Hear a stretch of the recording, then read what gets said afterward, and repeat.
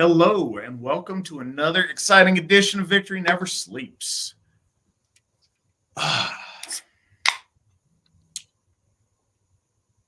Tonight, Witan Svan and I will be going over the Lokasenna.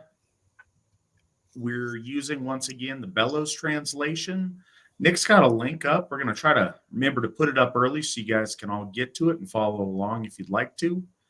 As always, please use whatever translation you'd like to follow along and compare and contrast and, find points of interest in. As always, ask whatever questions you guys would like. If it's relevant to what we're talking about at the moment or to the text, we'll try to answer them, as close to immediately as possible. If not, we may put them off till we're done with the text for the night.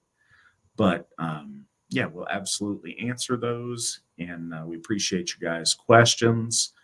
There was 2 questions, I think, that I did not answer last week, and not on purpose.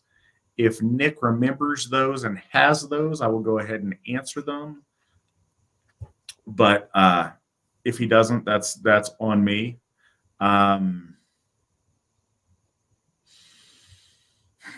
Other stuff for the top of the program, we've got Freyfaxi at Baldershof coming up in just a couple of weeks. I'm looking forward to it. This will be the first time that my wife and my daughter are going to be able to experience Baldershof, so I'm excited about it. Aubrey is excited about it too, though I don't know if she knows why she's excited about it, but she's very excited about it. I'm trying to think of what her cute rendition of the name of the Hoff is, but yeah, she's working on it, but she is excited to go see it, which is neat. And it was funny, I overheard her at the park telling her friends that she goes to Odenshof and that she decided to go to see Baldershof. So that's awesome. That's what we got up top here. Also, just as the show started, or I guess technically even before the show started, our example of generosity, Ronald Blake donated $100 to our current folk service campaign to try to help out a member who's trying to restart his life. He's been down on his luck and he's got an opportunity he wants to capitalize on. So we're all trying to support him in that. And Ronald started that off strong, so we appreciate that quite a bit. He also bought us a coffee, so thank you for that. Michael in Arizona donated $25 to help that member that I mentioned for our folk services campaign, and donated $10 to the Academy. We appreciate that. I should mention, I'm waiting on some materials to plug it for this coming school year, but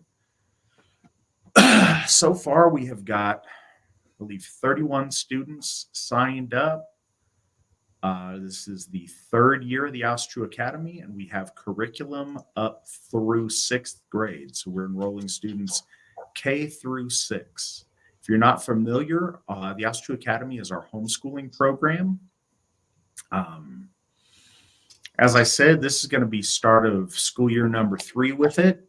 And we've learned a ton going through it. It's a great program. We've got some really devoted people putting that together, headed up by Gothi Rob Stam. And it's something that we're extremely excited about. It's become increasingly important to try to get our children as best as we can out of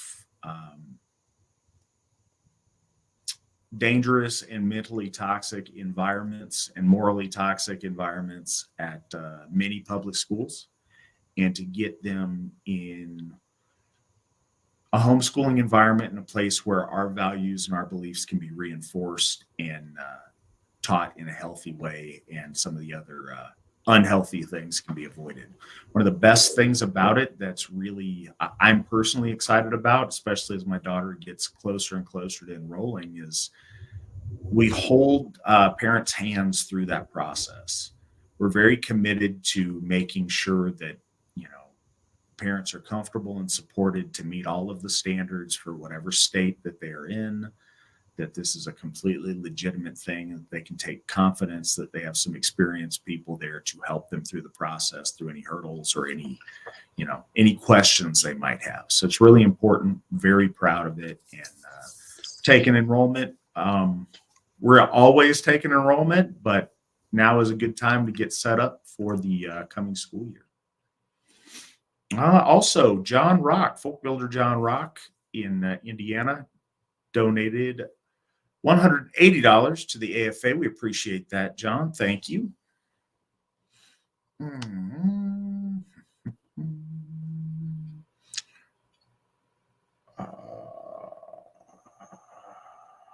Okay, cool. So to start off, questions from last week that I did not get to, or that skipped over rather. In the Volsunga saga, Sigurd slays Fafnir, roasts and eats his heart. Sigurd then learns to understand the language of birds. What are the best ways to understand Sigurd's new powers? I'm wondering what your thoughts on this are, Svan. Also, I really like your tie today. No, thank you, sir. One of the things I think narratively, that part is the time in which they realize, but they don't ever really expound on it anymore, about the superpowers that Sigurd gains. I mean, other than the equivalency of an Achillean like power, where he's invulnerable throughout his entire body except in the center of his back. And then there's also the understanding of the birds, and they don't really expound on that anymore after. And so what I think this is a plot device to show that the consumption of the dragon's heart is doing that. But if we're talking about it from a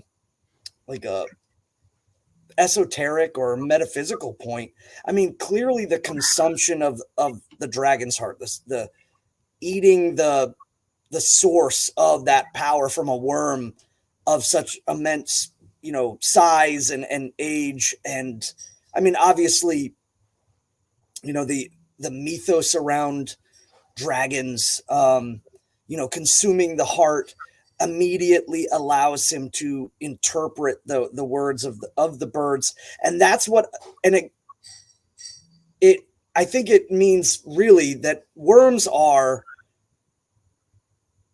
gatekeepers of knowledge. They're also the gatekeepers of treasure. They're the gatekeepers of many, many things. That's why the hoarding aspect is kept with dragons.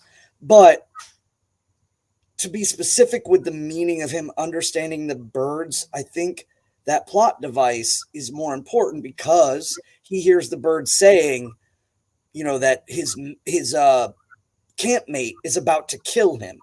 Rayin, the smith, who is also, unbeknownst to Sigurd, is the brother of Fafnir and of that same treacherous kind of group, who captured the gods and did all kinds of things. He hears this, and so from the birds, and he stands around and he lobs off Rayin's head. So, I mean, there's that clear plot device, but I think the audience would understand the idea that consuming a dragon's heart or being bathed in its blood or just simply defeating a dragon are all parts of attainment of something that's near impossible to attain. It's the threshold. And oftentimes the serpent was seen as that symbol, to whether it's, runic knowledge, as in with like Lord Odin turning into a snake, yes, but a worm nonetheless, to gain the meat of poetry. There's always this kind of threshold involved with the worms. And so specifically being able to understand the words or the songs of birds, I think was more of a plot device, but we see a reoccurring point. And it's even mentioned as well, to learn the runes is to be able to understand the birds and calm the ocean and things. Oh, did I beat you to it? Were you going to say, Yeah, I was I really think that it's important that we have to think about how the presenter of the story and the audience received that information and what point of it was to be established, and that was clearly awe of the idea that there was this esoteric knowledge, these thresholds, these great things that had to be overcome, and if you could overcome them with great heroism and great determination, you would be bestowed with these, great abilities, if you will. But specifics, I don't know. I've often thought about that a lot. But remember, as soon as he hears the birds singing and understands their speech, Rayan is creeping up behind him with a dagger. And they're like, oh, that poor boy, he's about to get killed by his campmate. And then he turns around and cuts his head off. So I think that when we struggle for exactitude of it, some things are kind of hard to pin down over the centuries. But the bigger meaning of it, I think, is reinforced as that. Where you see the thing that I pointed at Svan about that he was getting on, or at least the point of reference that I was referring to, is in the Lay of Rig. And the Lay of Rig is a progression of things. And it's an evolution of our folk over time through generations, from thrall to all the way up to Jarl, and then the offspring thereof being, the young king. The young king, at the point where our folk and this family and this progeny has passed through the development of self to where they are the pinnacle of nobility, then they're bestowed the secrets of the runes. Then their last step of personal evolution, of self-actualization, is the learning of magic. And amongst those things, it talks about, learning runes, stilling fires, calming waves, and understanding the chatter of birds. And it's such a specific point for it to be mentioned there. That's a thing. One of the things that I've mentioned as kind of the core to magical practice is being able to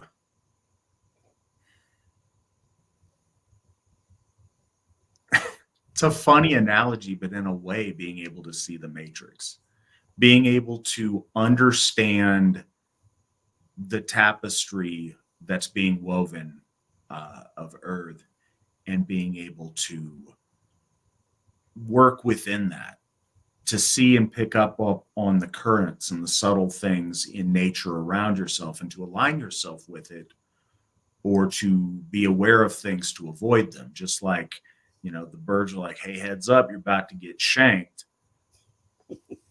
And then they saw that coming. That's part of the mystery of the Rhytho rune that we use as the symbol of our priesthood of Gothar within the AFA, is that right action at the right time and being in the flow of Orlog and of Earth, of the understanding of the laying out of fate and the right ordering of action. And when you do that magically, you're able to draw synchronicities to you to work within them. It's subtle influences over these things. It's not,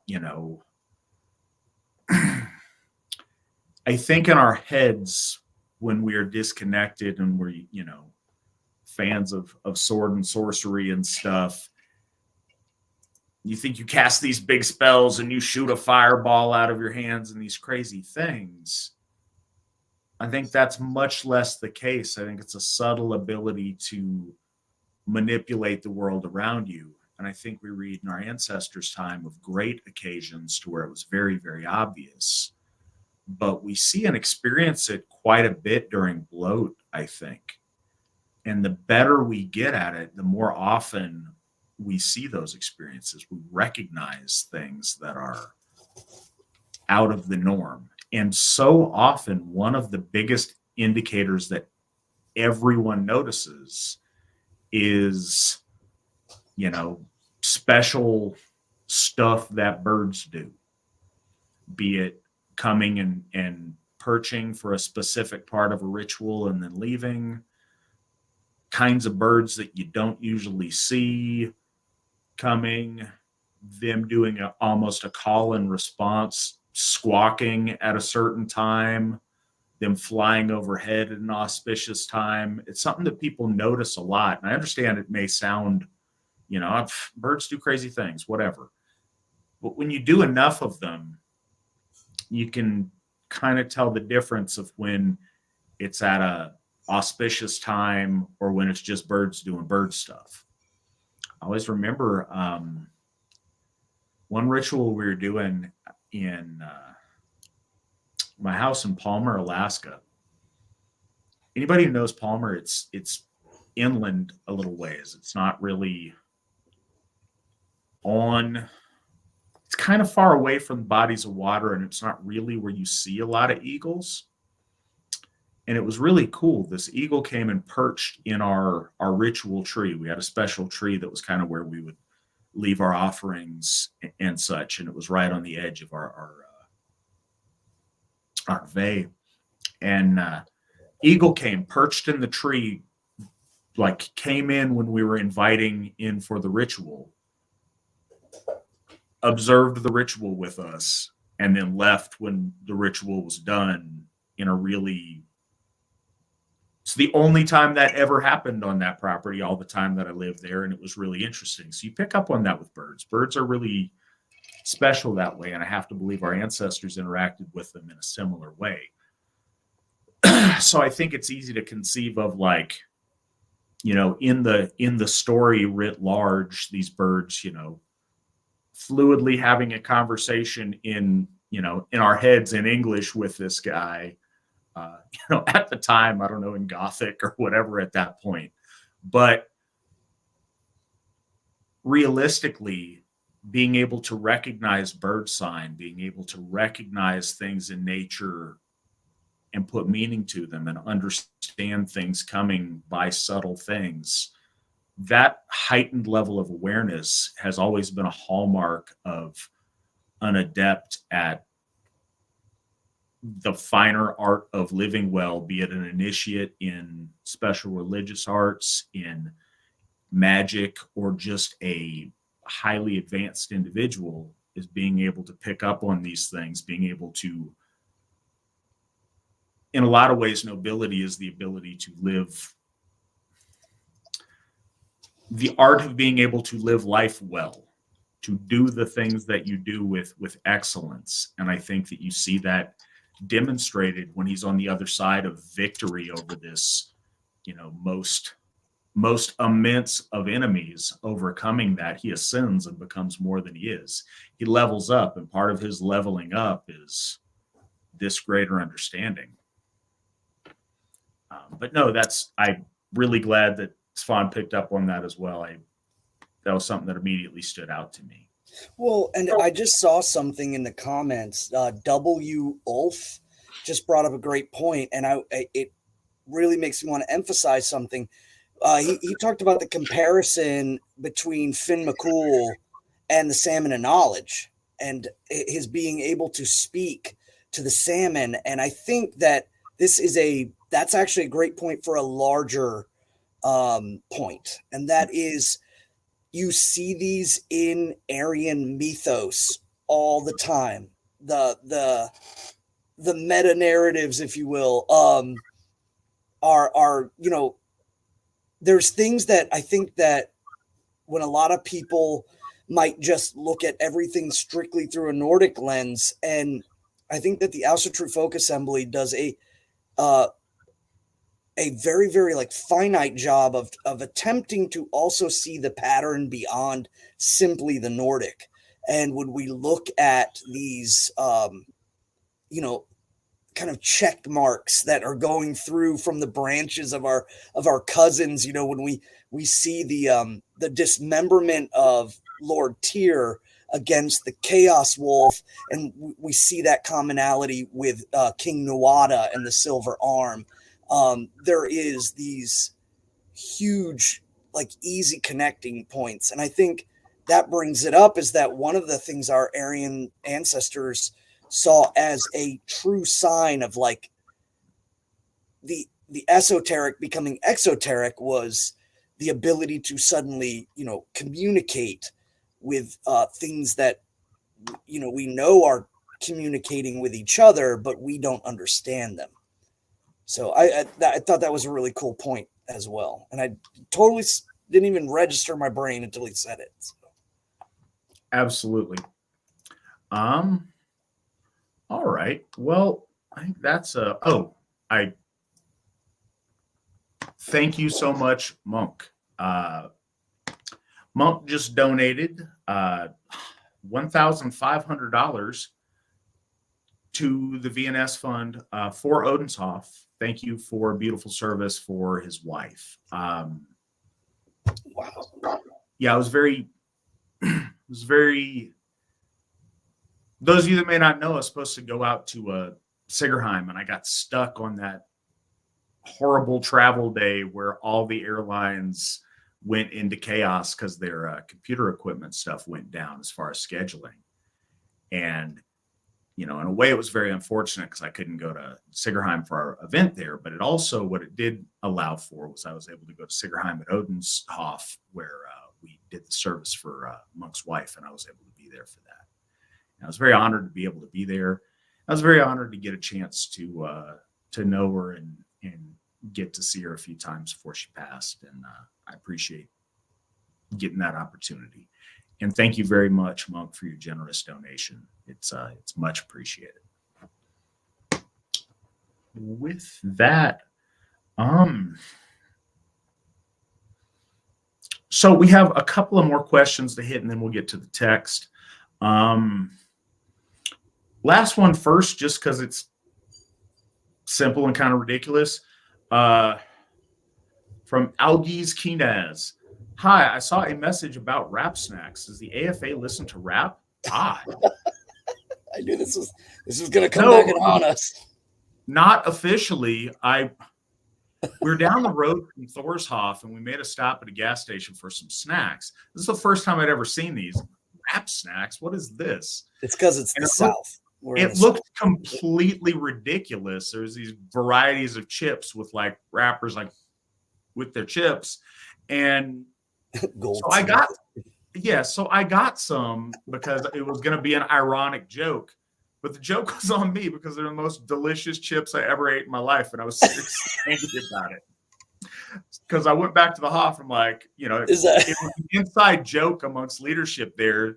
Then I ate them and I'm like, because they're like the best. They really are some of the best chips I've ever had. Is that another sponsor plug? It's an inside joke. The fine folks at Rap Snacks do not sponsor the Asatru Folk Assembly. We got Gorilla Snot. Now we've got Rap Snacks. Yeah, it was very obviously an inside joke, but they are delicious chips. I wish they weren't, but they are. To a more meaty question, though, from last week, and I know we talked about it a little bit, but I think we can narrow down on it a little bit more because this is something a lot of people ask, and we've run into a lot, and it's an interesting question. And let's take a swing at this first, Svan. So, do you think it is important to us to? No, that's not the one I was looking at. We will get to that one. It was earlier up here that I was looking at the one. Okay, this is an existential question I've been struggling with. Did our gods create the earth, or did they just create us? In my mind, if they created the earth itself, the gods become universal. But if they just created the folk, then that reinforces a folkish worldview in my mind. It's said in the Eddas that they created Midgard, so I would believe Midgard to be our folk consciousness here on Earth. I could be completely off on this, and I'm probably overthinking it, so I come to you for some Alsheri Gothic wisdom. Yeah, Svan, take a stab at this first. Well, I thought that was asked last week. I thought we Well, got so to that's it. why. Okay, so I kind of intentionally skipped this one last week because we covered it, but I don't think we covered it as fully as we could have. Nick pointed out that I skipped it, and I was like, "Yeah, we already answered like almost the same question." But the fact that he pointed it out meant that maybe some people didn't see it that way, or we didn't take a deep enough dive into it. So I wanted to revisit it a little bit with just us. Yeah, I mean, I'm still going to reiterate the same point I had last time with the similar question. And Wolf Throne, it's beautiful that, I mean, because you're talking about the consciousness of the folk, and that is just as viable. I wouldn't say that we're looking for the singularity of an answer, but instead the synchronization of multiple answers. That's how I think mythos works. It's like a rope. So, you could say, is Balder alive? Is Balder dead? Yes. And there's the correlation of interaction with the divine often leads us to have a multiplicity of ideas that are connected to them. That's one big difference between us and, say, like a Semitic religion that's attempting to peel away to the singular truth so much so that it becomes abstract. Instead, ours becomes like our gods, works in multiplicity. But there's that which is correct aligns with the other things. That which is not is kind of sticking out like a sore thumb, and that's usually your good sign that correlation might not be cohesive with everything else. And it's a great way to discern people who are kind of telling things about the gods or so on and so forth that's like nonsense. Perfect example of that being, of course, like Loki is a great example with people who are kind of computer, goobers who just like, I worship Loki and all that. And you can go through a list of things that would show that this is just kind of not connected to the divinity of the gods, and they just deny it.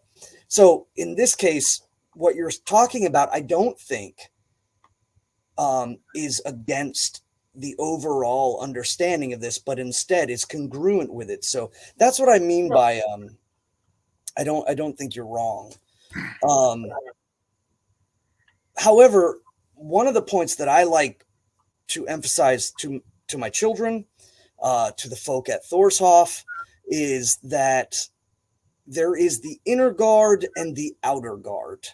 And our ancestors' understanding of things was often completely built within the inner guard. And the idea that because the gods created the earth, there is a universal aspect.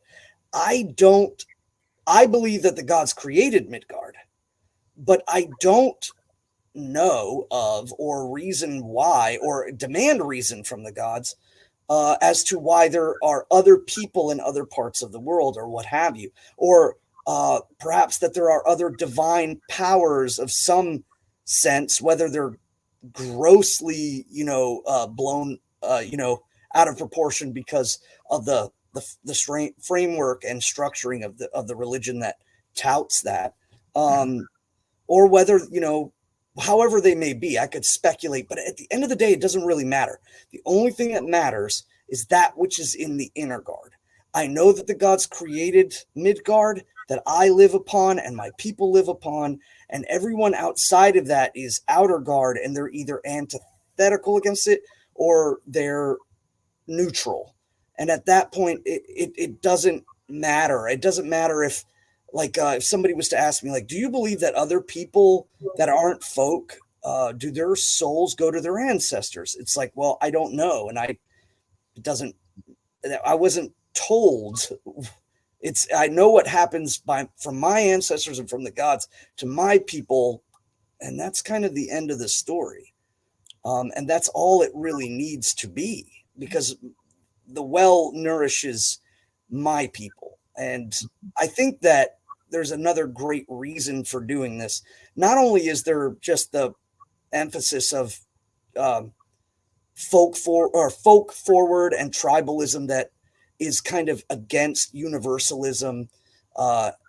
Universalism eventually blows up into eroding nations and eroding ethnicities and cultures and all of that.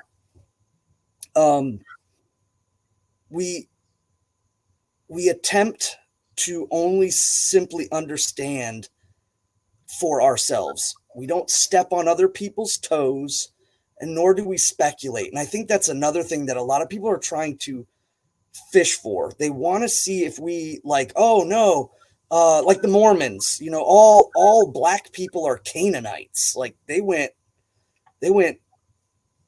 trying to understand races and all of this. Doesn't matter for us. I know where our folk come from. I know where our inner guard is, and I can fully stretch out in there and be confident in that, and not really need to know certain reasons. And I don't think it's my place to try to, expound on that, extract that knowledge from the gods or what have you.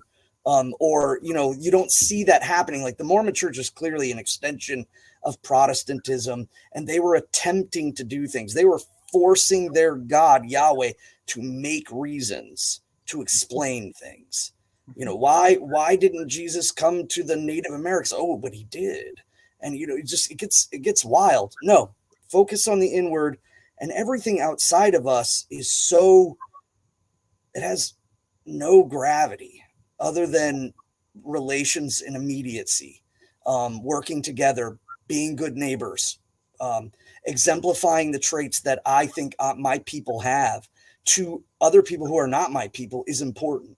But I don't need to explain where they come from, if there's other gods or what have you. I mean, we already know that the Aryan people, of many different branches, that people have long scratched their heads and said, how can these gods are all different? No, they're actually they're all similar. And so we have this vast religious spectrum, from the central Russian and Caucasus Mountains going down into India and westward into Europe, that have more relations than people understand. So I think that understanding our inner guard does sort of extend to the secondary inner guard, like the Aryan folk. But outside of that, and that's a lot of folks, it's a lot of people. I don't seek any more than that. Some people would accuse me of willful ignorance, but the idea again is, if you search too far outside of your realm, outside of that which the order in which you see, you have the tendency to be tainted by that. And I think one of the greatest taints of that is universal religions are inevitably lead to abstractism and the idea that the divine is irrelevant. It goes into like, and I don't mean nihilism like strictly from Nietzsche, but just modern use of the word nihilism and atheism and all that stuff, because they leave their ordered foundation. Yeah, so I think it was a really well done and well thought out question. And I think a lot of people wonder that or contemplate that. And I think it's very natural, because of the environment that we are raised in. For the majority of human history, religion has been inherently folkish and not universal. But for recent history, it's been very much dominated, especially in the West, by the big three Abrahamic religions claim to universality. And then you get in some of the Eastern religions that claim to be universal, but sort of, and there's like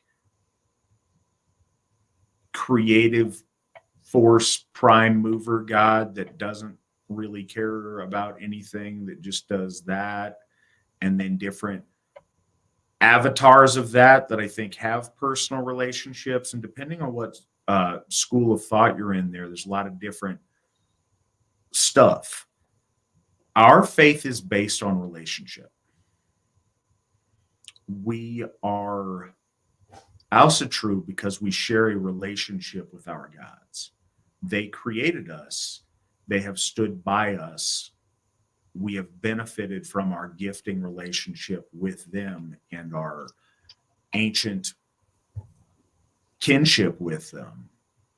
They are our gods. That's why we're with them. We're not with them objectively because they created this, that, or the other than that they created us.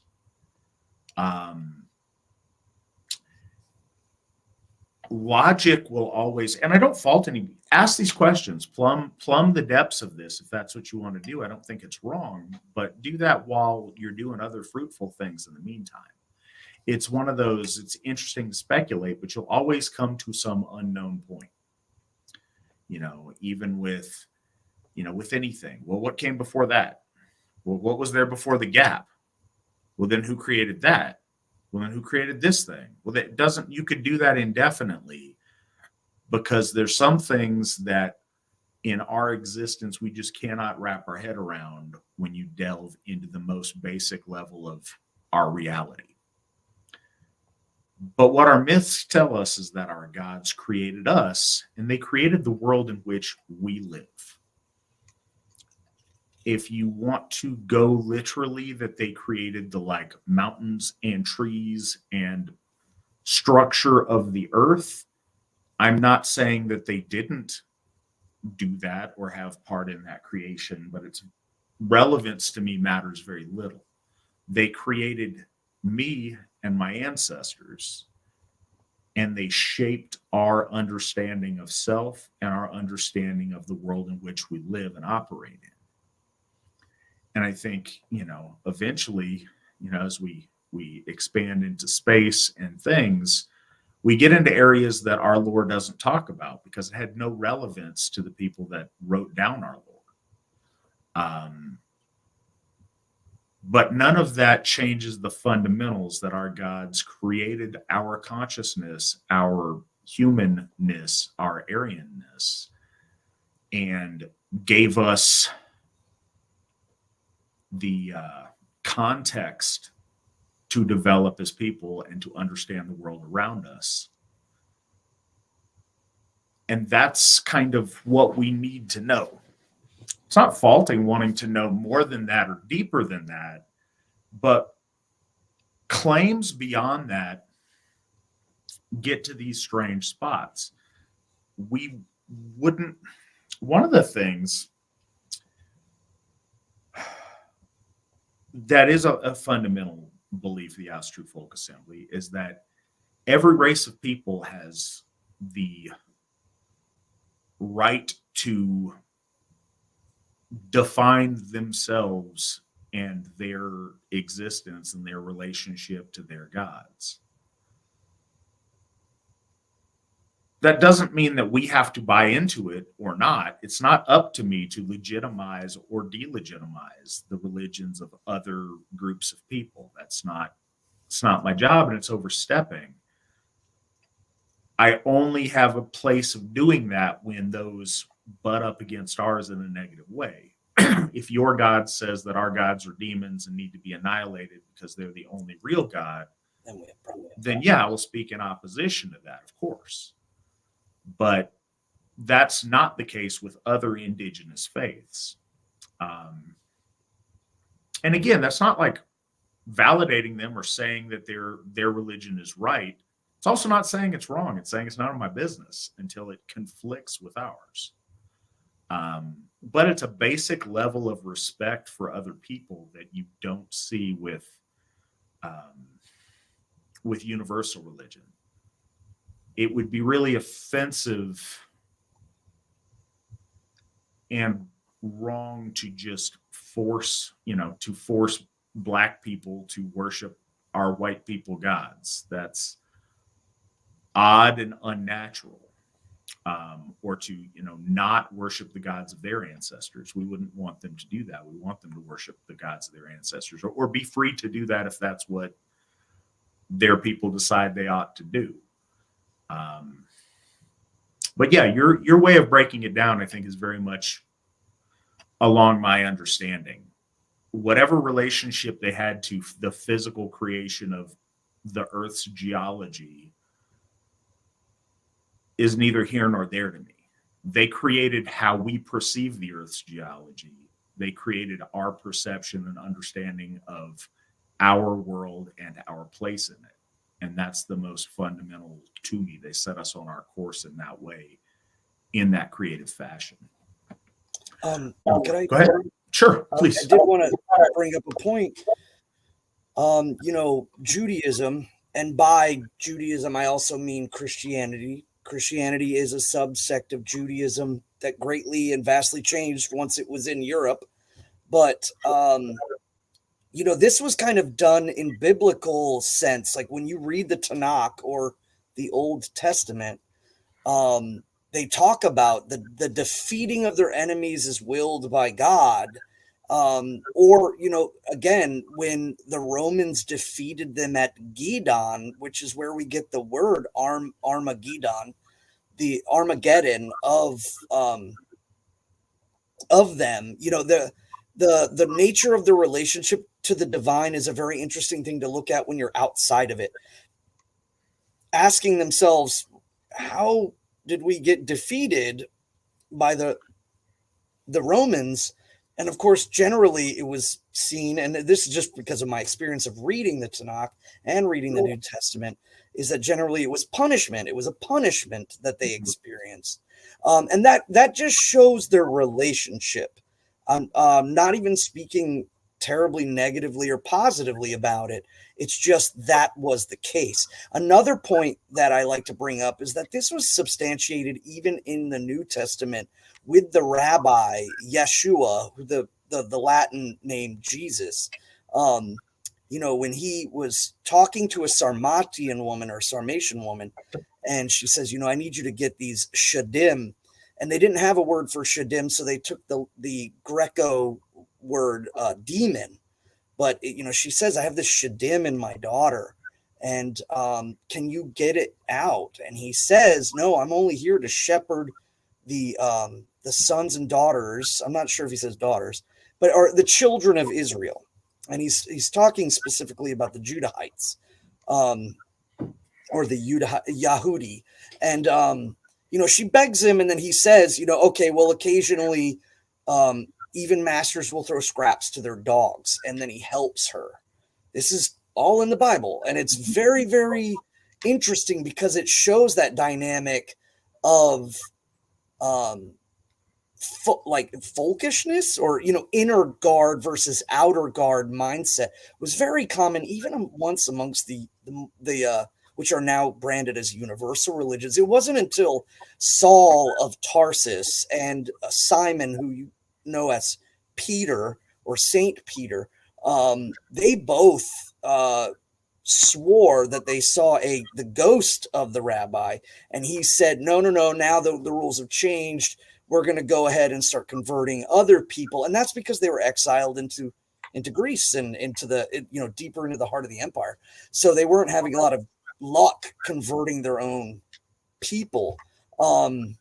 So a lot of these universal religions also started out. So if you were to look at it as like this progression, one of the big points that we're doing is we are not going forward in that progression. We are folkish, and that's it. There's no like, oh, well, the gods sent us these discs, and they told us in Utah that Jesus was here with the Native Americans. It gets wild. It gets really, really wild. And it opens up avenues, I think, that's not good. But you said about the consciousness. One of the things you wrote a sentence. You said, perhaps my endless search of the truth is getting in my own way. And I would beckon you to think about it like this. Your search of the truth is good, but you must be discerning between the information you have, and you must understand that there actually is no singularity of truth, but that there is mythic truth that is perennial, and it is able to synthesize well with an understanding. That's what I meant by that rope, that understanding that the gods do have the ability to be dead and alive at the same time. They're part of our consciousness as much as they are part of the world. There's many different aspects of those things, and you must be discerning about which ones kind of lead you towards the correct path of wisdom, versus denying all of it and then trying to only whittle down to one singular truth. It's like a guitar with only one string. Well, and I think this is worth reiterating. We will get to the text tonight, but whatever. We'll do this as much as we need to and over as many shows as we need to. I think it's all important stuff. Yeah, don't misunderstand. So first, don't let perfect be the enemy of good. My uncle, there was a generation of people, and it became really, I mean, to a degree, this is a long-standing trope, but specifically, I don't know, in the 60s and 70s with the hippies and such, there's this exaltation of ignorance. Like, your virtue signal at the time was admitting how much you don't know. Like, well, I'm truly wise because I know that I understand nothing. Well, and it's ridiculous on the face of it. Well, no, I was going to say about my uncle. So he was into that culture. He was born in 1950. So, he grew up. He was in his teen years in the 60s and in his young adulthood into the early 70s. And he did that. And he was, he put a lot of value in being a seeker and always never being pinned down and never really choosing something, always keeping his mind's always open. So he was never settled on anything. And it was really sad. He woke up one day in his late 40s. One of his friends had passed away, and he started thinking about his life, and he didn't ever really settle down.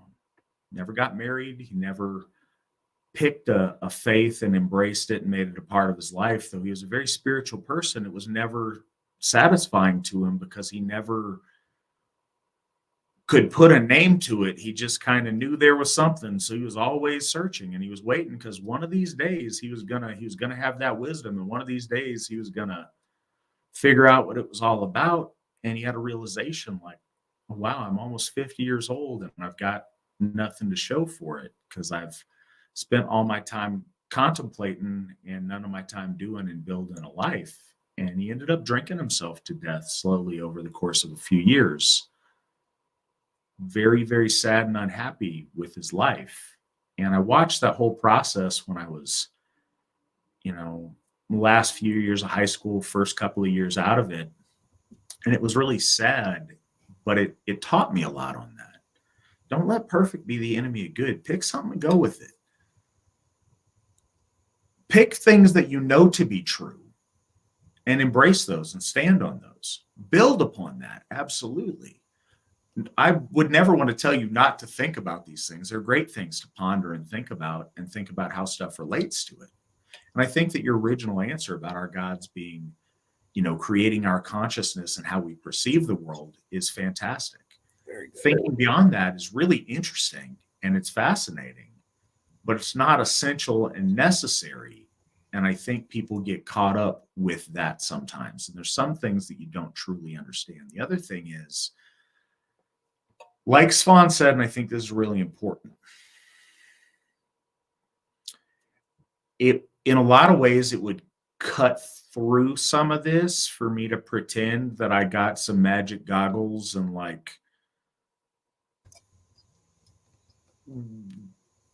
and I think I speak for all of us, and I know that I speak for myself, and I know that I speak for our founder, Steve McNallen, on this, because he and I have talked quite a bit over the years. We're very conscious not to do that.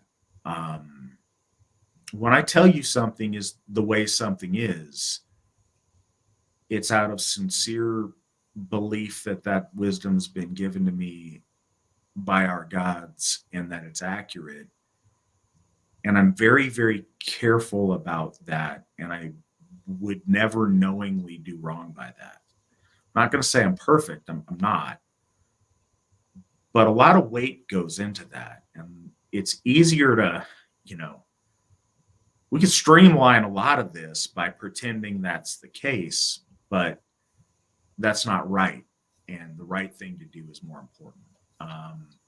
Our Lord doesn't come to us from these one-off divine revelations of like book-sized stuff. Yes, people are inspired and they may have a vision. They may have a moment where one of our gods speaks to them and puts them on a course very clearly. And that's enshrined in our lore.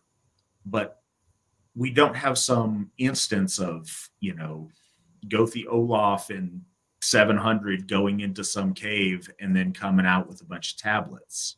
That's not how this worked for our ancestors. This is the collected understanding of our relationship to our gods over the millennia. And that's why it's less smooth than it could be, because that's organic and that's how things work in life.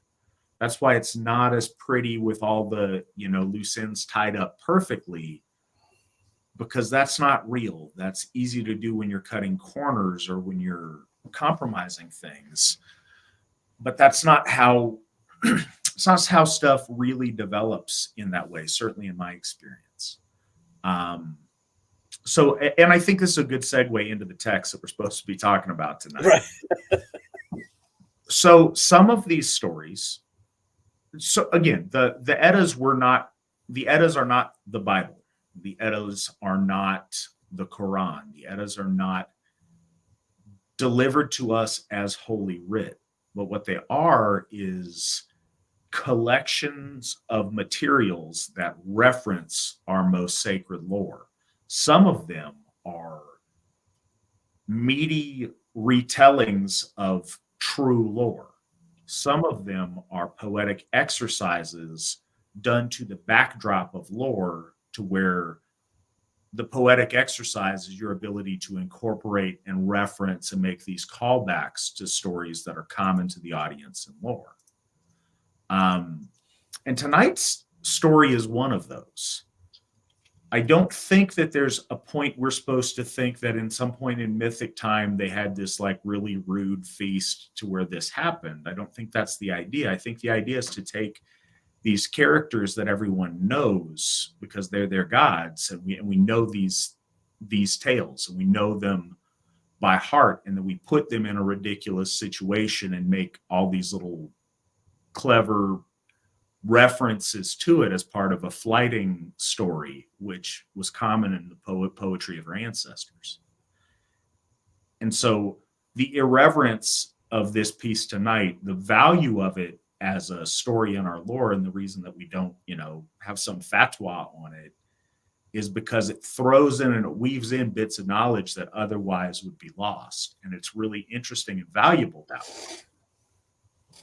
But don't take the irreverence of this story as the point or something that's an appropriate thing. I think this is probably the close. There's other instances you see in the Eddas a little bit that do this. This is probably the closest to the degradation of Hellenic faith that the Greeks did, to where they make the gods a backdrop to a comedy, to an absurd comedy. And so keep that in mind when we read this. I think that people who don't come to this from the same direction that we do tend to think that this was meant to be perceived as some divine revelation, and it wasn't. This was meant to be an exercise for poets of a humorous interaction where you could weave in your little nuggets of lore in a irreverent situation. That's the thing. That's the thing these days. It has been for a while. Like, it's irreverent, as if that's a positive thing. That's kind of the idea of this particular body story that we're going to talk about this evening. With that, Svan, why is this titled different? Stuff that ends in mal we get last week was we did Krida. We did Leo Krida and Mal. Yeah, but this one's different. This one, I think, off the top of my head, is the only one that ends in Senna. Yeah, and the only there's quite a few meanings behind Senna, but the best one I think that correlates to the purpose of the story is the jibing.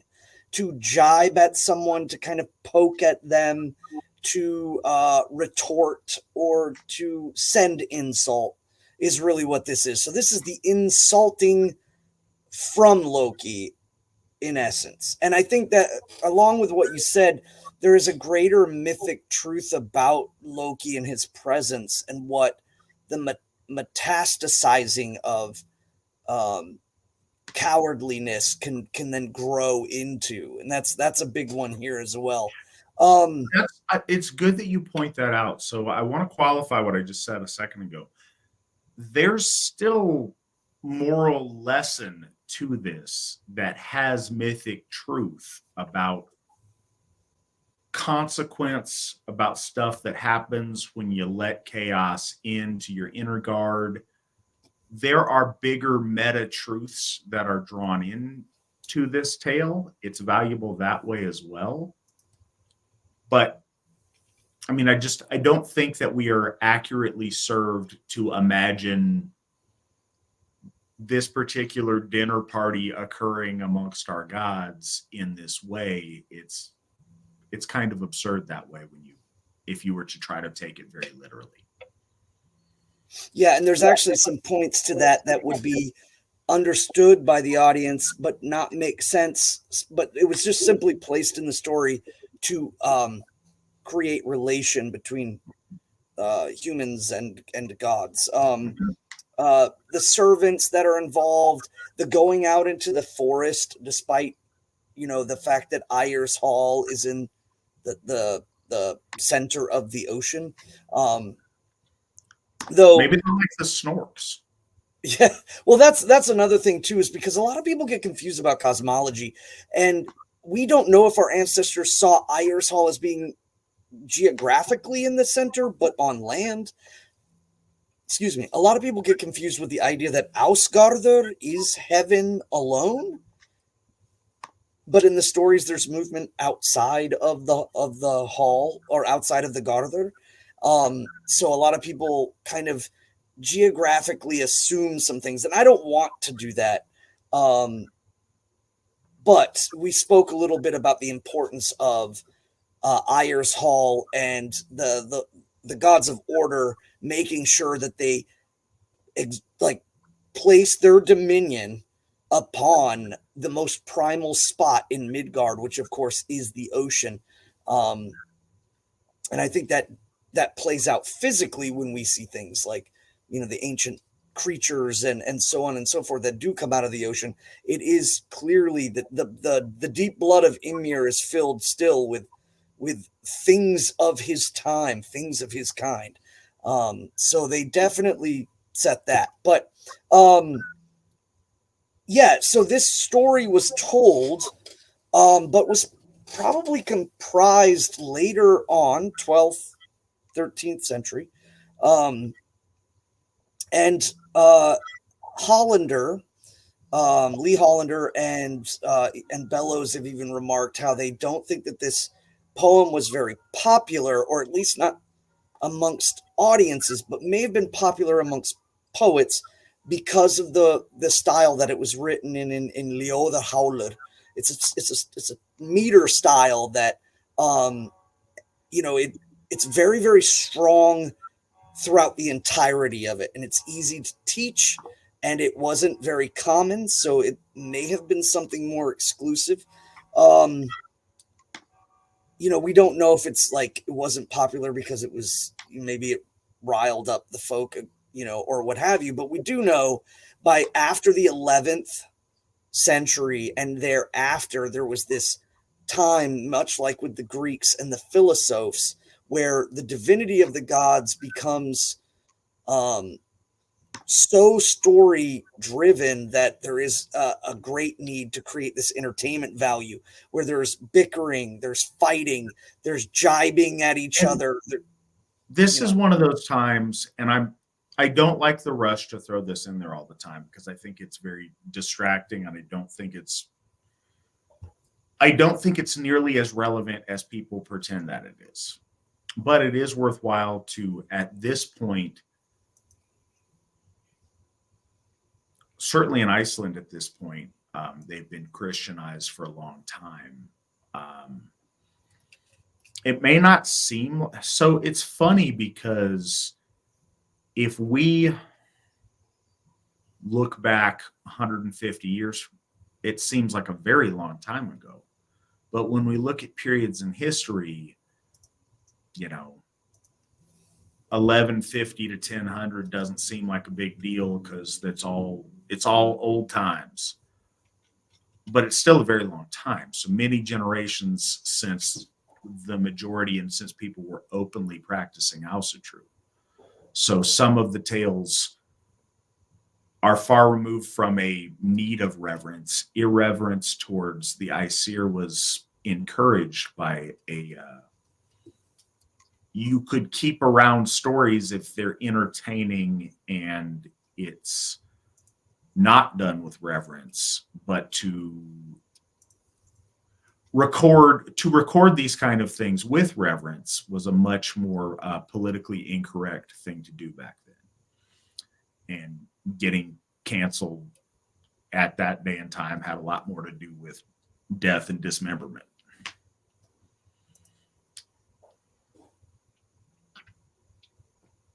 So Svan, would you take us into our text this evening, please? Okay. Well, this is another one that has a lengthy intro that we haven't really been seeing in some of the older ones, the previous ones. So we're going back. We probably, if people have been following VNS and watching these, they notice these intros, but it's not it's been scant as of late. So we'll go into this, and I really will attempt to make sure that I say the names correctly, maybe with a little less emphasis on, I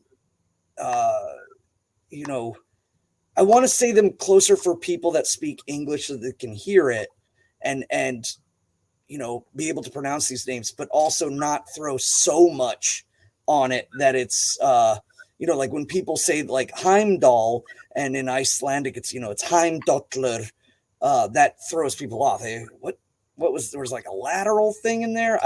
So I'm going to do that, but with the intention of, so when you hear these, Aegir isn't Aegir, but is Aegir, and so on and so forth.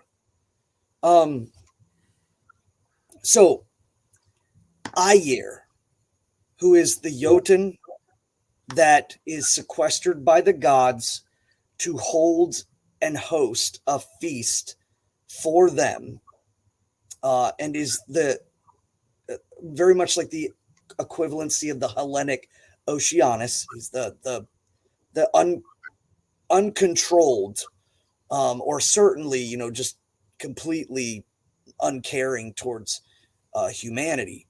He is the deep oceanic power, and this also does show the point in which our stories, our ancestors, and our faith clearly show that there is dominion by Jotuns to affect the world, the middle world around them, and it is sometimes very powerful.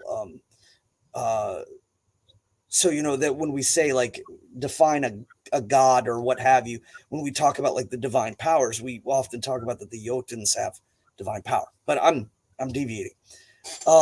They're meeting here at Ayer's Hall in the center of the ocean.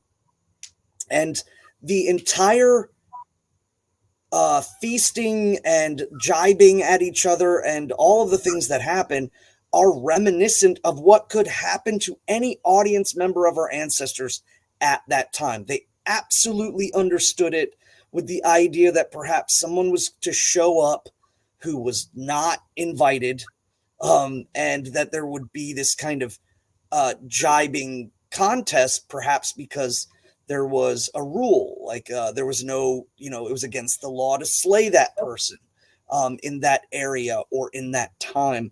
So none of this is outside of the scope of understanding of our ancestors, and as they're hearing this story. So Ayer, who was also called Gimir, had prepared ale for the gods. We spoke about the cauldron, the attainment of the cauldron, and that's what leads to this. Not chronologically, mind you, though. I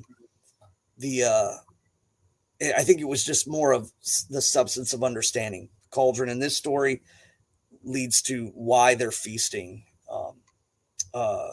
repeatedly in Ayer's Hall. So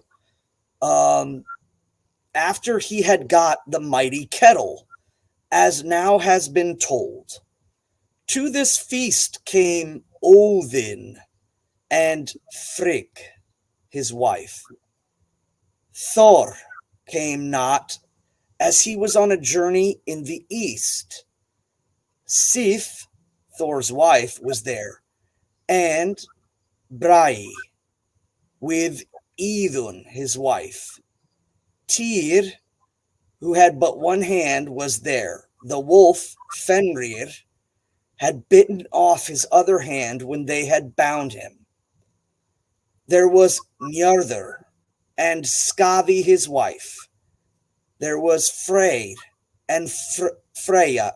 And there's a little part there just to say, I know that for anybody that's been following, let's say Jackson Crawford, he proposes the idea that the EY is more of a E sound, but I'm not going to do that.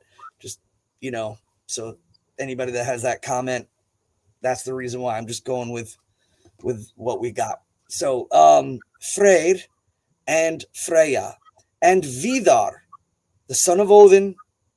Loki was there, and Freyr's servants, Bigvir and Bela. Now, Bigvir means, for lack of a better word, it's a pioneer or a colonist, somebody who creates a farm, somebody who goes out into the wilds and expands order into the wild. And Bela means pregnant or full. And so, the idea is that in order to expand dominion, you need people who are willing to expand both the land and the folk. So that's the meanings behind their names. Though there are speculations that it could mean like a cow and honey.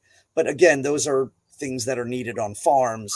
But that's my link on those translations. Many were there of the gods and elves. And I think that's another thing that's a good point, is bringing up that the Aesir are often seen as being followed or accompanied with retinue of Alvar, ascendant beings, both of natural and of once mortal souls. Ayer had two serving men, Fimafang. Fimafang means nimble fingers, so I don't know, maybe he's not the guy you want to check your coats at the beginning of the ceremony. And Eldir, of course, the old one or the elder one. Glittering gold they had in place of firelight. The ale came in of itself, and great was the peace. The guest praised much the ability of Ayer's serving men. Loki might not endure that, And so he slew Fimafang. Then the gods shook their shields and howled at Loki and drove him away into the forest, and thereafter set to drinking again. Loki turned back, and outside he met Eldir, and Loki spoke to him. So it's worth noting here that the goodness of all that was happening, the fruitfulness of the ale and the food and the entirety of the thing is it can't be abided by Loki. Loki is really starting to show his metastasized evil, where he could see positivity, he sees negativity, and where he sees praise, he has to kill the thing that is praised. It's like if somebody had like a prize, dog or horse, and they loved it so much, he just had to kill it. And that's just starting to show the level of where he's at.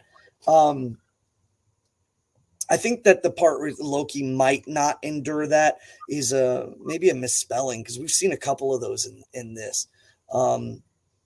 But yes, so he comes back and he's on the outside, kind of skulking around like a Varg, an edge dweller, a wolf that yelps from the darkness of the forest, but is not part of the goodness of society and order. And so he's out there, and he says to Eldir, he says, "Speak now, Eldir, for not one step farther shalt thou fare. What ale talk here do they have within the sons of the glorious gods?" So now it's like, more or less, what are they talking about now that I'm gone?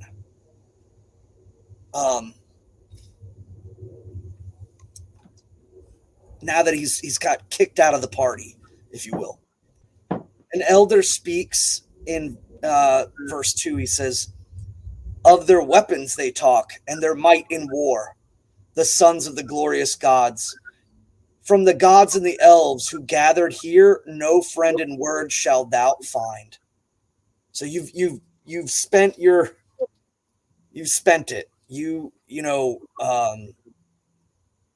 Killing the servant of Ayer has garnered you no friends in this hall anymore. And this, of course, builds up the anticipation of where the story is going to go. In verse 3, Loki speaks. He says, "In shall I go into Ayer's hall, for the feast I fain would see.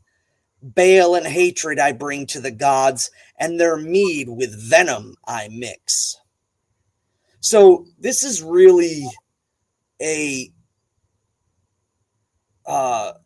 crucial point to understand. This is in between the slaying of Baldur and the ultimate what's going to happen to Loki. It hasn't happened yet. A lot of people think it's just one after the other. No, this is in between. So this is kind of, again, insult to injury for the sake of understanding that as far as a story goes, as the gods, in the drama of it, don't fully understand that it was Loki's guiding hand that killed Baldur, and that it was all rectified once Vali, the lord of instant retribution and correction of order, slays Hov, and they, go and become one in Helgard.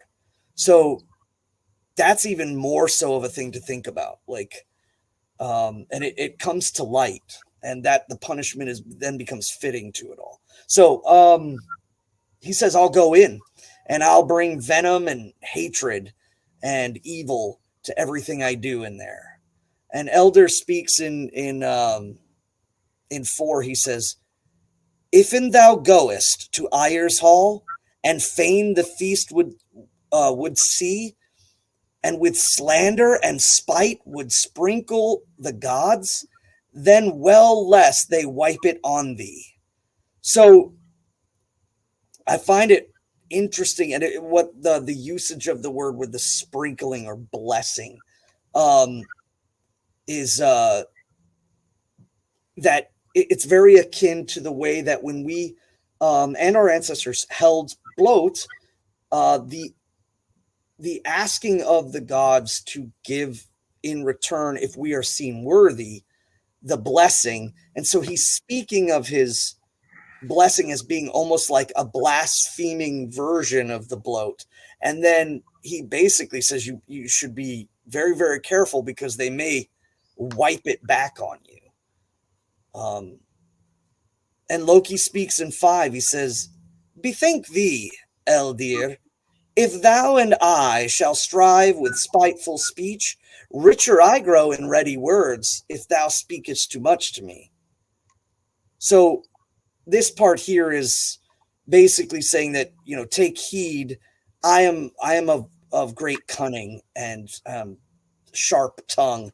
So every time you attempt, and he's kind of prospecting that the same with the gods, that if they try to attack him with words, he is always growing stronger and faster in that department. It's of course the physicality part and the running. They have already run him off, so he's trying to angle his true power, which is words, wit, and other notable traits. So now at this point, the audience is like, oh boy, here we go. The intro is done and now it begins. And what happens in these poetic verses really, you have to bear in mind, one, the spitefulness of jibing at people was not always in a foundation of truth. You can see this in Beowulf during the Sumble, and you can see this here as well.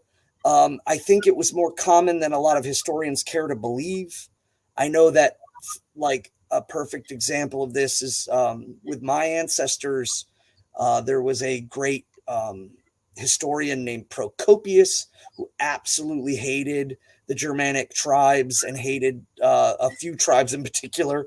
And, he laid grievances upon them that had really no foundation, only a motivation to stop the leadership of that time to bring these people into the nation. So this is not always seen as that it's just simply the truth. It's sometimes about how bombastic the lie can be, how almost the blush factor, if you will. How much is this going to make people twist and turn? And there's a reason why they haven't killed him already, and they won't kill him here. Is will be established, if you're wondering. So I think a important thing to note is this this theme of like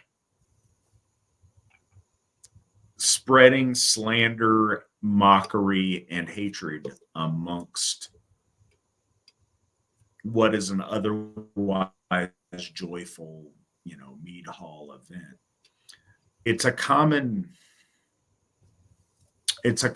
theme and a motif that goes throughout our mythos. And I think it's important to always remember that the idea that there's always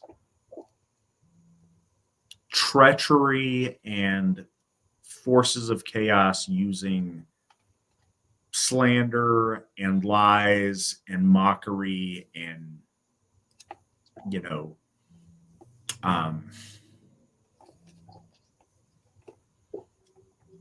sowing seeds of doubt and stuff is a common thing that prevents people from having nice things. This is a common thing in our lore that holds folks back.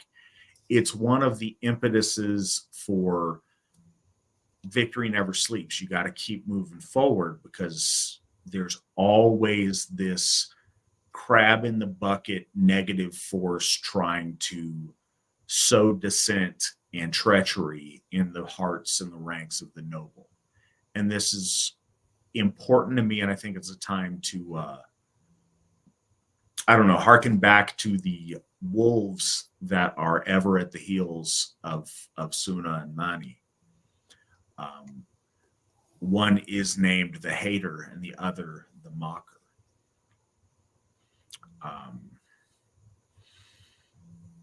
So I think that's a Hati and Skull. So yeah, keep that in mind. That's always this very prominent tool of chaos in our myths and in the world observable around us at this very moment, is that sowing doubt and treachery amongst the noble in order to, snatch defeat from the jaws of victory. So cool. Yeah, I think too there's an empathizing that I see amongst a lot of the internet detritus that I've run into over the years, where they this is where they empathize with the kinslayer. And the internet detritus is the forces that we see around us that want to spread deceit and treachery amongst noble people trying to do noble things. And I think it's funny that they instinctively see a kinship there. It's a red flag. Well, and I mean specifically too, because I should be clear, like bale workers, baneful folk who do carry this kind of incessant need to dissolve good things, may think that they're good people, but that they should be running things, or they should be doing things, or if I was doing, and all that stuff. Those people aside, which still follow that same pattern, I'm kind of more referring to the Lokians, if you will, that, I see these self-proclaimed people talk about. That's what those people are, though. Like, that's the thing, is always being the contrarian. Always, it's kind of an interesting thing that this is a aside, and we won't dwell on this too much, but it's something interesting that I noticed, and I don't know if this is just me being an old man or if it's still relevant, but something really interesting happened, I don't know, 10 years ago that really affects stuff. We had this strange shift in the West as far as currents go, where traditionalism became edgy. So all the edgelords tried to be edgelords by being super traditional. And it made a really strange, uncomfortable milieu of things, because the way of being a contrarian was by not being contrary to, and it was a really strange, I don't know, it was a really strange irony going on for a time. But I think a lot of us here, who were around at that time, saw, I don't know, some of that and how it worked or how it didn't work. But that theme of there always being a contrarian that's there to complain or find fault or just make stuff up is something we see throughout our lore. It's something we experience in our life, and it's a way of making this tale and so much of our mythos very relevant to today. Because we see this, the idea of somebody coming to your dinner party and being a jerk is not far from a lot of our life experience. Well, and he also uses orderliness against, which is another clear sign, especially with people of chaotic and dissolvement natures is that they always come at you with some rule that they want to use against you, or I mean, they're not abiding by rules, but they just see rules as ways to kind of throw hurdles in front of you, and he does it here. So before we continue with stanza 6, while we're still on this, I'm doing this because people are harassing me on the back end, and they're doing it for a good reason. So I'm going to go ahead and do this. We have some new shirts out. If you would like a shirt that talks about nobility, we got shirts, and we got 2 different varieties of tank tops. I think they finally got tired of me always asking about the tank tops and making a grumpy face when none are available. So prove me right by buying up the tank tops if you would. So far, these shirts have been really cool, really good quality. We always appreciate any feedback you have on the store. We're still trying to figure out the best way to do stuff. So get them while the getting's good. And we appreciate everybody who's contributing. And real quick, we've got Alcy bought us 3 coffees. We appreciate that very much. It's $15. And GW Farnsworth bought us 5 coffees, which is $25. Thank you for that. I appreciate it. Thanks, guys. And thanks everybody who is being generous and donating stuff. We've really been able to kick up our payoff of Njordshof. A lot of people are getting excited because we're moving on that quicker than expected, which is nice and moves us ever closer to Freyhof. Still a big number that we owe, but it's much less than just a couple of months ago. And you guys, with your generosity, we're chipping away at it all the time. So thank you all very much for supporting us and helping us accomplish stuff. We appreciate it. Thank you. And we can go into 6 at your leisure. All right, so Loki speaks in 6 as he walks in. Thirsty I come into this thine hall, I, lopped from a journey long, to ask of the gods that one should give fair mead for a drink to me. Couple of things. The name lopped is another, obviously it's attested to be another name of Loki. It's used in this poem, and it generally means like a high up place, a place very akin to like a loft, if you will, or loftiness, or I think it's poetically leaning towards pretentiousness, but in a less straightforward way. But he comes in and says, I as if they didn't know why they sent him off. he's joking and saying, "Oh, I just went for a trip, a little jaunt, and now I'm thirsty. Prepare me a drink." And of course, it's quiet. Everyone is looking at the Kinslayer, and which they don't know is the Kinslayer quite yet. And he says in 7, "Why sit ye silent, swollen with pride, ye gods, and no answer give? At your feast a place and a seat prepare me, or bid me forth to fare." So, again, why are you sitting silent? You must be so swollen with your own pride that you can't even talk. Prepare me a seat or tell me to get the hell out, is what he basically says.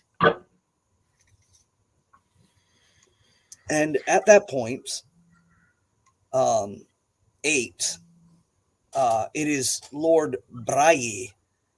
Brayi, remember the G is kind of a soft GY sound,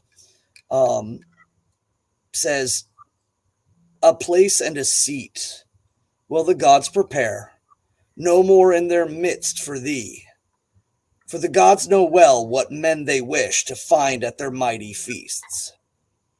So he says, "You'll find no seat here. We will not prepare anything. We know who to consider loyal and who is not." And then, of course, this is what starts the patterning. Someone will speak towards Loki in almost general terms, or just kind of very like roundabout ways. And he will turn and spit at them.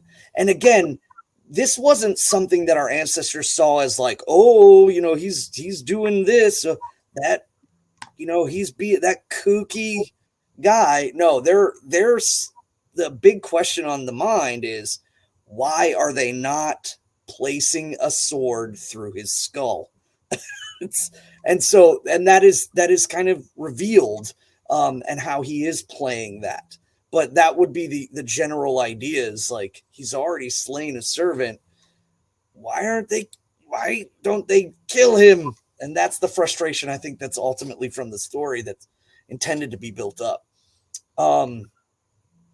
Loki speaks to Lord Odin. He says, remember, Odin, in old days that we both our blood have mixed? Then didst thou promise no ale to pour unless it were brought for both of us? And here clearly the Blothi Salmon, the blending of their blood in sacrifice, or in their ritualistic sense. And this was done in a very understanding sense with our ancestors. The idea of cutting turf, and then mixing blood, and then walking through the turf underneath an archway as if they had walked underneath the threshold of the earth, or the birthing canal of the earth, and now they are brothers. This was a known thing about this, as far as like to become a blood brother. There were different ways to do it, but it wouldn't have been lost on the audience. And so this speaks about their connection, and would also explain too how that it is sometimes reflected as to why does Lord Odin allow Loki around, and these passing comments. So here it is stated that they are blood brothers, which makes him a kinslayer. Very important part there. Then Odin speaks. Stand forth then, Vidar, and let the wolf's father find a seat at our feast, lest evil should Loki speak aloud here within Eir's hall. So he beckons he beckons Vidar. Again, very, very interesting, because a couple of things. The mythos of Vidar is that he resides alone, awaiting Ragnarok, and that, again, chronologically would then place this as being something after this moment. But again, he refers to Loki as Fenris's father, and he says, we will give him room to speak so long as he does not speak and desanctify the holiness of this place. So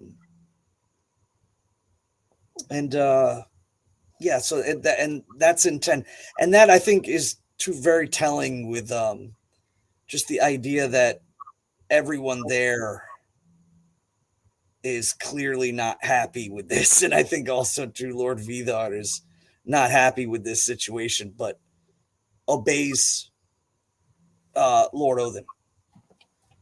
Then he is a silent house. Silently. That's one of the things that's interesting to me is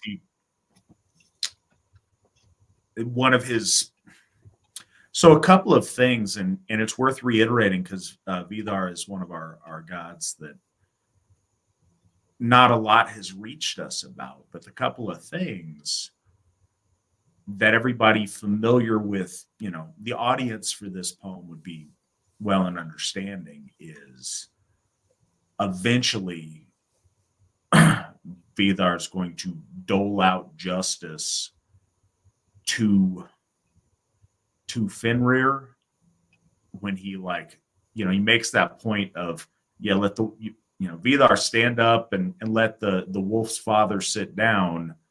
He knows that he's going to be instrumental in slaying Fenrir and in being part of this justice situation that goes on. He's also, they mentioned earlier that Thor's not around. He's off fighting giants and doing his thing, so he's not there. One of the few facts we know about Vidar is he's likened to, he's almost as strong as Thor. Like he's kind of like the stand-in, he's likened to Thor. If Thor's not there, then he's the strong guy that's there. He's the next strongest at that. It's just kind of interesting because you got to do these things and, in silence, be part of this process, and knowing how this plays out later. It's an interesting tension in the poem. Yeah, and a link there with the Fenrir and Vidar. And I think, too, it kind of, again, shows why we often look at Vidar as not only a god of vengeance or of karma in the long run, but also the one of silent devotion and the one that arises and does the bidding despite perhaps the internal conflicts that stand in the way, kind of relinquishing his personal for the betterment because of being the decree. Lord Odin decrees it to him, so he does It's it. very much a testament to duty. And of course, Loki gets his horn. Then Vidar arose and poured drink for Loki, but before he drank, he speaks to the gods, or he spoke to the gods, excuse me. In 11, hail to you, gods, ye goddesses, hail. Hail to the holy throng, save for the god who yonder sits, Bragi, there on the bench. So at this point, because Bragi was the first one to speak up against him and say, like, no, the gods know well who they're going to have amongst. And now the fact that this situation has changed, he's basically rubbing it in his nose. And Bragi speaks, 12, a horse and a sword from my hoard will I give, and a ring gives Bragi to boot. That hatred thou makest not amongst the gods, so rouse not the great ones to wrath. He basically says, I will give you things if you do not take this too far. And I think that there's a combination here. One, it's lending to the idea that Brai also can kind of see things as they develop. He knows where things are going to go, and it's not the place to do this. And so he's talking about unseemliness and impropriety. And I also think it's kind of funny because he uses like the language of the craven and the cunning, which is bribery. And I think that's very, very funny. But it doesn't quite work. So Loki speaks, or he says, sorry, do not rouse the gods or the great ones' wrath. And Loki speaks, in horses and rings thou shalt never be rich, Brai, but both shall you lack. Of the gods and elves here together met, least brave in battle art thou, and shyest thou art of the shot. So he's basically calling him a coward and saying that he is not brave in battle. This is interesting because it seems more as in the story is making it personal. As a general sense, Brai being the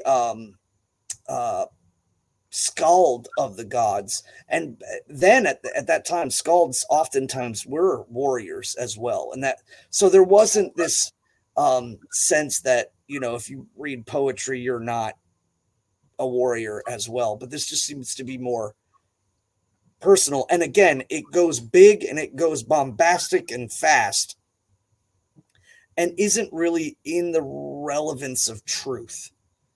So he calls him a coward.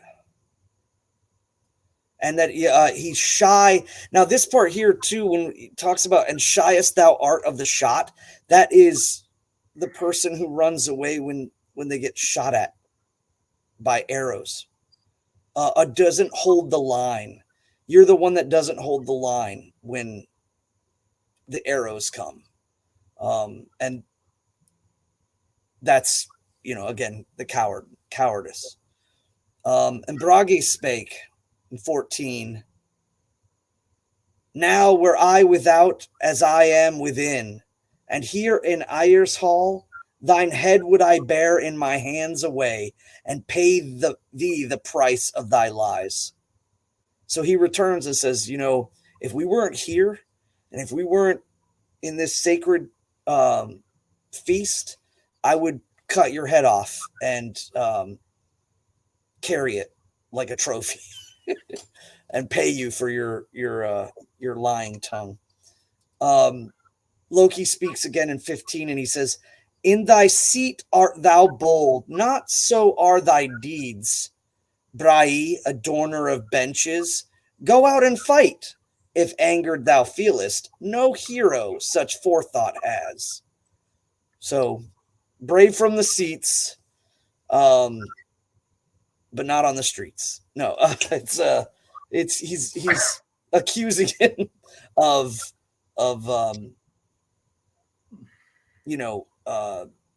being a bench warmer, and I love that. I love that line, adorner of benches. Yeah, the doers of nothing. Yeah, it's pretty spiteful, and again, it hits big. But remember, to our ancestors, it was the buildup of why are they not killing this guy, and they have to sit there and take it. It's not so much like I think in modern sensibilities where people are like, oh, the anti-hero is finally getting his say or what have you. But I think that your analysis of the building of tension in this, of like, why isn't bad stuff happening to this guy? Like, I think that we have all seen that like development stuff, and somebody's holding back, and they're all holding back, and like, how long are they going to hold back on this? What's, when's somebody going to do something? But I think that I missed it last go around.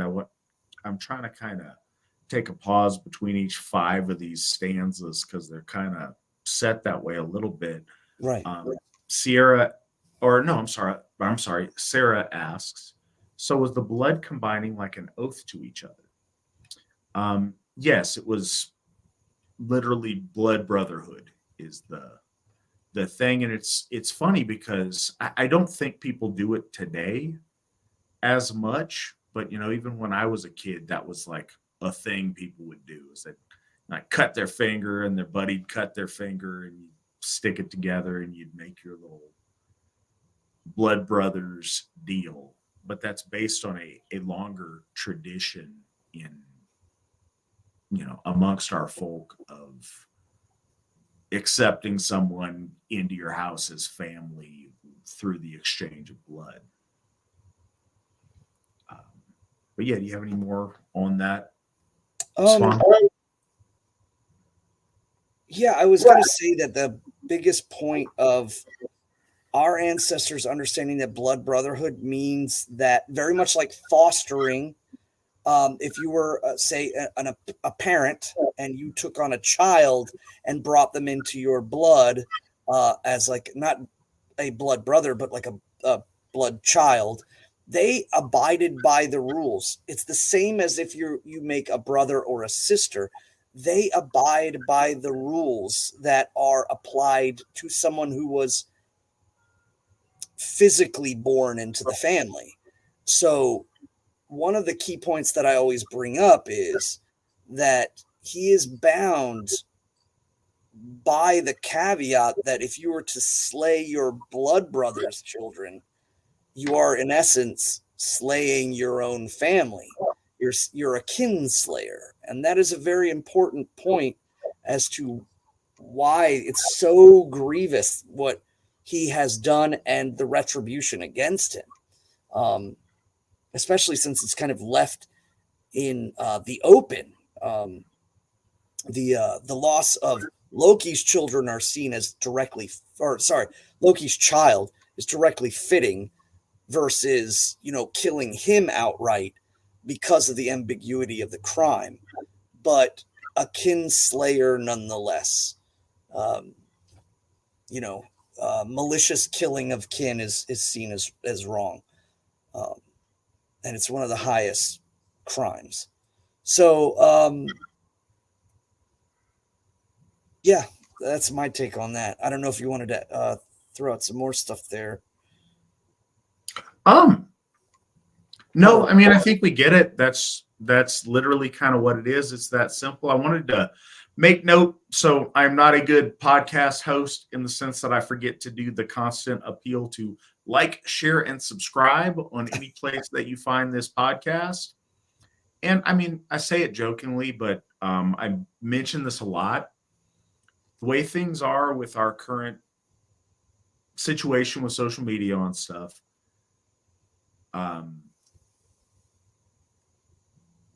some of the avenues for advertising aren't available to us that are for other folks. So one of the biggest things that we have is word of mouth. If you like this, if this is entertaining / educational / makes your life better in some way, please share this with folks. If there's people that you think would enjoy this, or better yet, be enriched by it, please, invite them to see what we're doing. If you hear the sound of my voice, or you see the studly faces presented before you today, go out and buy yourself some swab or some Gorilla Snot. But also, I think Svan uses it on the side and just won't tell you guys. But I'm just putting it out there. But very seriously, if you're not a member of the AFA yet, why not? And if you're one of ours, you should be with us and join us and be part of what we're doing, because we need all the help we can get. We would love to do this together and share this beautiful journey that we're on. So think about that. Yeah. I'm a tallow bro, by the way. And I started making my own pomades with tallow, so I'm getting kind of crunchy. So Svan just puts beef fat in his hair.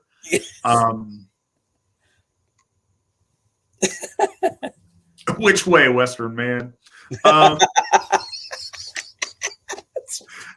So joking aside, though, I think it's kind of cool. We recently got back set up with our little check mark thingy on the Twitter. And now we got our Twitter guys in our chat room over here on the side live, which is really cool. I like that that's a functionality we now have. By far the most people are watching this live on YouTube and on Twitter. So it's neat that we're able to combine that in the chat room. If we haven't before, if we have before, then don't mind me. I'm booming or whatever. But if this is new, I think it's kind of cool looking. Appreciate that. And so ask your questions wherever you like. We will get to them. Buy some of our shirts because they're cool and they feel nice. Like, share, and subscribe. Do all those things. And thank you very much for everybody who's supporting us, either by getting the word out, by buying our products, by donating to our causes, or perhaps most importantly, by joining us and being a member. We appreciate you guys. And the ICR appreciates you guys. And I know that to be true. So thank you guys for all that you do and for helping make this show as successful as it is. We're on episode 108 tonight. So, thanks. And feel free to jump back in to the story, lest I divert us further. No, so at this point, the calming hand of the Frith Weaver steps in. In 16, it is the holy Idun, the Lady Idun, um, the Lady of Light, the giver of life to the holy Aesir. Of course, we've spoken about her, the light being compounded with sound, i.e., she's married to also Brai, the Skald, if you will, but light and sound, very, very important stuff there. But in this case, we're in the hall, and Ethan says, "Well, prithee, Brai, his kinship way, since chosen as wish son he was, and speak not to Loki such words of spite here within Ayer's hall." So the point of, let's take a minute back. Let's not share barbs at each other. He is, of blood brotherhood. Let's not stoop to that level. In essence, is kind of, I think, the veiled point of her comment. And Loki then immediately and venomously goes after her, because anyone that stands up with reason, he's going to spit at. So Loki speaks in 17, "Be silent, Idun. Thou art, I say, of woman most lustful in love, since thou thy washed bright arms didst wind about your brother's slayer." Now, there's a couple things in here. One, a woman most lustful in love is a harlot, is basically what he's saying. And again, washed bright arms, as a sign of love, as a sign of, or not, sorry, not love, but beauty, is again the fairness of the skin, and her, bright and unsullied arms. But she wrapped them around her brother's slayer. But this is probably either alluding to another story that we don't have, and anybody who's been following VNS knows this is a lot. There's these kind of like offshoot dead ends. And or the other is that perhaps there isn't a story, but the insult still remains and would be or could be related to on a human level with the audience. So that I don't know. And I think, but most importantly is that, again, to sleep with your brother's slayer is, I imagine, a pretty grievous accusation, especially amongst her ancestors at the time. So I think ultimately, whether that is a dead end to a story lost or not, the overall is that I think we're getting a glimpse into some of the mores of our ancestors at the time. And so it's like, not only do you, kill your own kin, but you do not sleep with the slayers of your kin. That is your ultimate, needlinger, just the needing things, the most wretched of things. So Ethan speaks in 18, "To Loki, I speak not with spiteful words here within Ayer's hall, and Brai I calm, who is hot with beer, for I wish not that fierce they should fight. So I'm not speaking spiteful words to you. I'm trying to calm my husband down, who is deep in his cups, because I don't want a fight to happen." And Gevyon speaks in 19. Gevyon. "Why ye gods twain with bitter tongues raise hate among us here? Loki is famed for his mockery foul, and the dwellers in heaven he hates. So why are we mixing words with this guy? Why are we even dealing with him? We know he hates us all in heaven, where Ausgard resides, and he's known for his mockery and foulness. Why are we even engaging in this? And Loki speaks. He turns and spits in her direction. Be silent, Gevion, for now shall I say, who led thee to evil life. The boy so fair gave a necklace bright, and about him thy legs was laid. So again, another example of, I would say, a grievous insult in our ancestors' times is that any woman that can be bought isn't worth pursuing. And so he's saying she has no value simply because the reference to the boy, again, it's kind of, if we look at it as every thing is a dead end towards another story. But I think, again, the big focus is these were grievous insults to lay upon a woman and to lay upon, wives and women in the middle of like a sanctity of a feast in which you're not supposed to draw your weapons, where you're not supposed to kill. And that's exactly what's going on right now. And he is just laying it in. Yeah. So we are on 21, correct? Yeah. Let's see. Indeed. Yes, sir. Odin spoke, 21. Mad art thou, Loki, and little of wit, the wrath of Gevion to rouse. For the fate that is set for all she sees, even as I, methinks. So he says that it's foolish for Loki to speak ill words to Gevion and to turn her wrath because she knows not only just the fate, but how to manipulate the fate. This is a common thing that goes on when we speak of the Nornir. The Nornir are much like the matroness or the Disir of the gods, and that our Disir are also the twisters of fate. So I think that this is something that a lot of people miss, is the idea that we wish to be in the good graces of our Disir because they do extol benefit.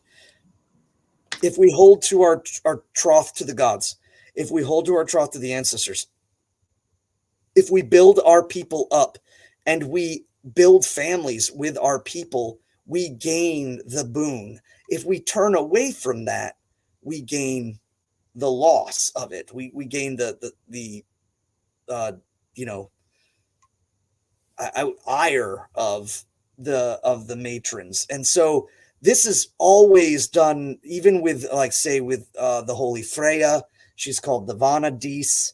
She's the Disir of the Vanir. She has the ability to twist the fate of things. And that's what he's saying. He's saying is that Gevion can twist your fate, and it would be foul for you to speak against her. And then this is where it gets like kind of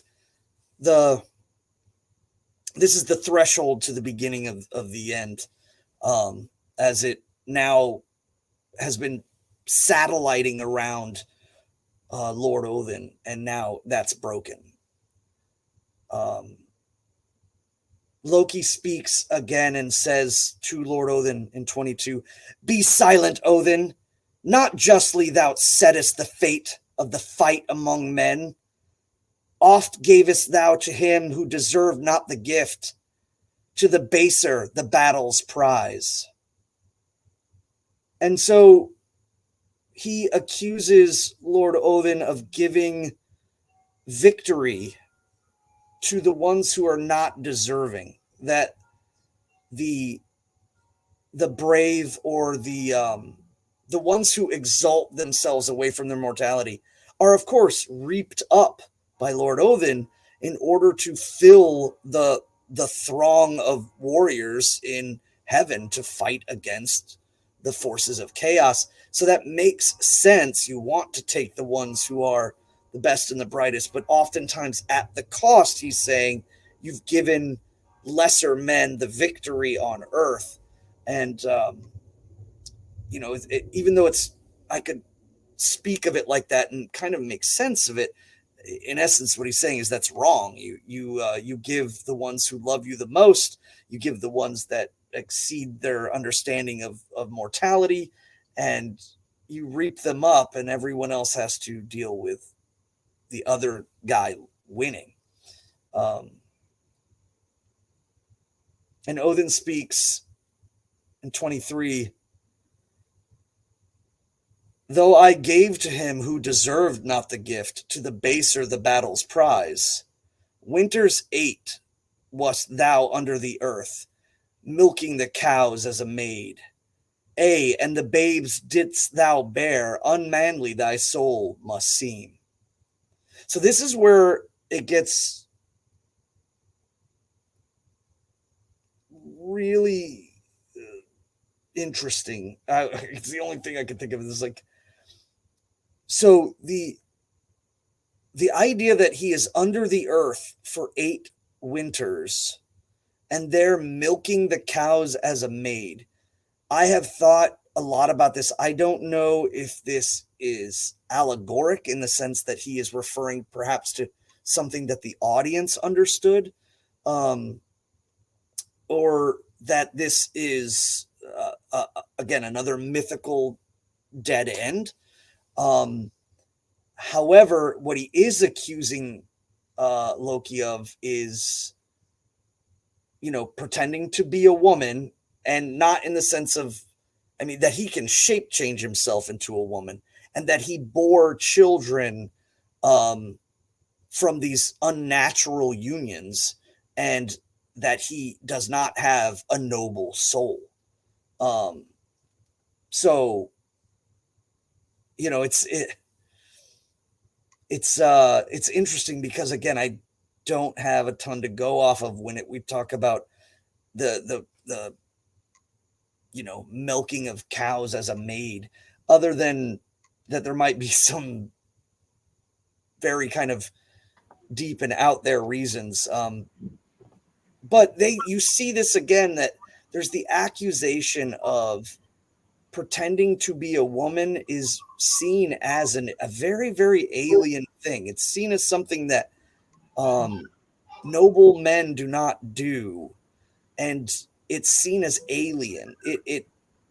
It's specifically blurring the correct way of things, and that's what makes it such a grievous crime.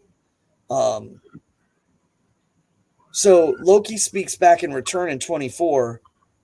They say that with spells in Samsey once, like witches with charms did thou work, and in witches' guise among men didst thou go, unmanly thy soul must seem. So now there is a retort that he claims, and you'll see people who, I've seen Christians who try to, utilize this as some, like, aha, I got you moment. No, again, these are bombastic insults, and until Lord Odin, it was relatively calm, but then he throws down the heavy on it, and in return, it's the same retort. No, you dressed like a woman and lived on this island, and you learned how to be a witch and cast spells from them, and walked around as a transvestite, and that's unmanly too. So the one thing that I think when you run into people talking about this is they just automatically believe everything that's being said, instead of looking at the fact that the insult itself is supposed to be so egregious that it detracts from someone's honor. And they don't realize that the subject matter of the accusation is what's detracting from their honor. And that entails what is good and what is bad, right or wrong, or I mean, not right or wrong, but correct or truthful. It doesn't matter. It's really, it's wrong. And that's what they're focusing on. And I think that some people kind of get lost in that. And again, you'll also notice something else that happens every time that one of the holy Aus or God is attacked.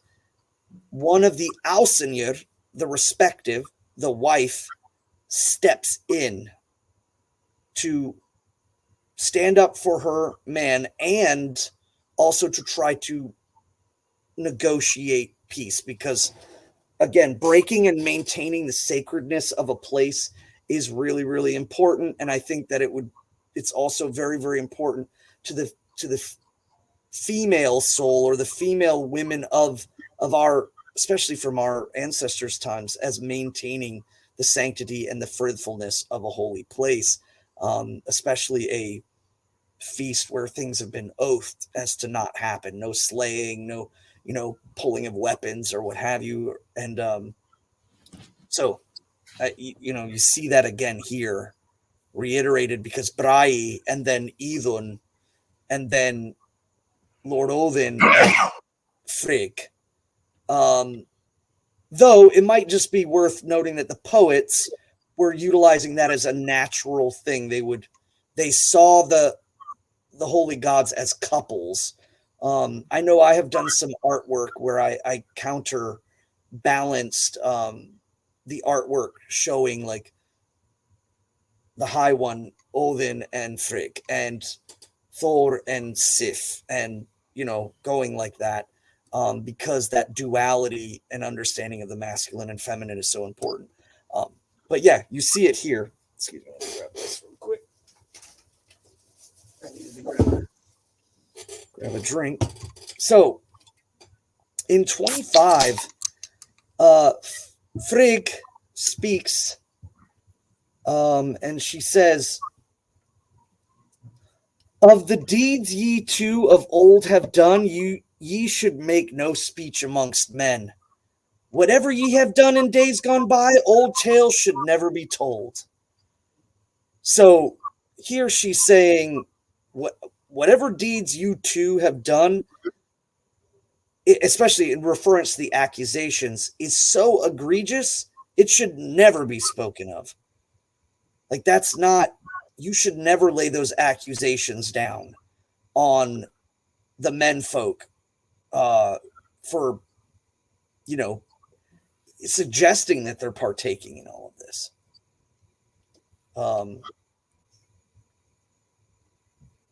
So I think that's, I've always taken that as, and I think a lot of people, internet garbage people, take this as some sort of confirmation. And, as she is saying that, no, of the things you speak of, no man should, lay these accusations down and speak of false tales of fancy, and when one is younger, or like, in essence, don't use someone's past against them, especially in this subject. This is not good. This is fighting words. It's important to note also that there's kind of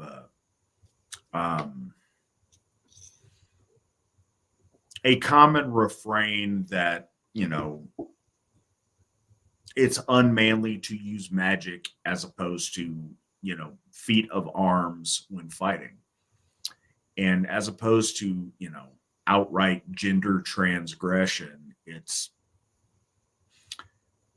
them getting mad because Odin is a sorcerer and has magical powers to him that he employs to win things, when, like, no, real men win through, the ability to swing a sword and heft an axe, and you're over here winning with, your spells and your, girly magic you're using. And I think that's that's a part of it. That's a theme in there, and it's obviously taken in an extreme direction to make it, again, to increase the bombast, as Svan was saying. But that's part of the refrain, is like, no, you suck, you're unmanly because you don't go out there and fight with your hands. You're busy, working spells and doing magic. And that's, you'll run into that multiple times in the lore as kind of a point of controversy. Also, I want to point out Lauren Anderson joined the VNS Coffee Club, donating $5 a month to keep making stuff happen and keep the coffee flowing. We appreciate that, Lauren. Thank you. Thank you. We move on to 26, and in 26, there's an interesting thing, because I believe there was actually a mistake or a misspelling from the original text that I think has thrown a lot of people off, and they attempt to make a rationale behind it. But it's one word, simply one word, that may have been utilized incorrectly, that throws everything off. So Loki speaks in 26. He says, "Be silent, Frigg. Thou art Fjorgen's wife." So that's an interesting part there, because Fjorgen, of course, in the subject matter, is referring to Lord Odin. And some people, this really throws them off, because Frigg is born of Fjorgen, who is her mother, the earth. Fjorgen is another name for Jarth, the Vana goddess of the earth. And so I believe that the misspelling there is wife, and that it like I said, I can't say that it was meant to be, but the use of the word instead of wife as daughter would completely clear all of that up, because it is already established that Fjorgen is the mother of Frigg. There is also a reference of Fjorgen being either masculine or neutral in its usage, but so is also the word Jarth. But yes, the wife and daughter usage, I think, got mixed up. And that's just me kind of going out on a limb and saying that I believe that's where it got twisted up. And it creates this thing where people try to really work their way around it. Odin is the earth, and Odin is the sky, and Odin is this, and Odin is everything. And all of this is just, they're fragments of the consciousness of Odin. And we're really monotheists. Surprise! I think it gets wild. I've seen some crazy stuff. Anyways, so he says, "Be silent, Frigg. Thou art Fjorgen's wife, but ever lustful in love for Vili and Ve, thou wife of Vidrir." Vidrir is another Heiti of Odin. "Both in thy bosom have lain." Now, this is an interesting thing. One of the points that I pull about the mythos of the gods is about the tripartite, and specifically their positions, the dynamic position, and that Lord Odin is 3 and 1, and 1 but 3. So this accusation is kind of funny in that sense, that they are not separate. But in this story here, and it's certainly from the poet's point, is viewing them as separate entities. And that could be a thing from our ancestors' times, perhaps, or it was just an understanding from the poet's point of view. And again, the accusation is more important than the details of how it all makes sense. The accusation of saying that the king of the gods' wife is sleeping with her brothers, or with his brothers, is egregious. That's, I think, a big point. And Frigg retorts in 27, "If a son like Balder were by me now, here within Ayr's hall, from the sons of the gods thou should go not forth. till thy fierceness in fight were tried. So basically, she says, if my son was here right now, you wouldn't be speaking so kindly and would have to meet an ill fate. This goes against a lot of the Christianization of Balder that was done by Snorri. And that's, again, another reason why we don't look at the stories as like biblical or man-made religions appease logic.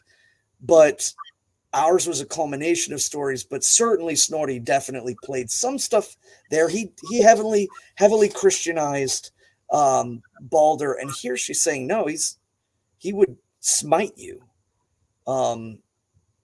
versus he would turn the other cheek, if you will. And I think that's another important point to note. That some people were speaking on, I believe, Twitter, where they were speaking about how Balder himself is a construction of a Christ-like figure by Snorri alone. And I brought up the point, no, Balder is actually mentioned outside of Snorri's works, whereas Loki isn't.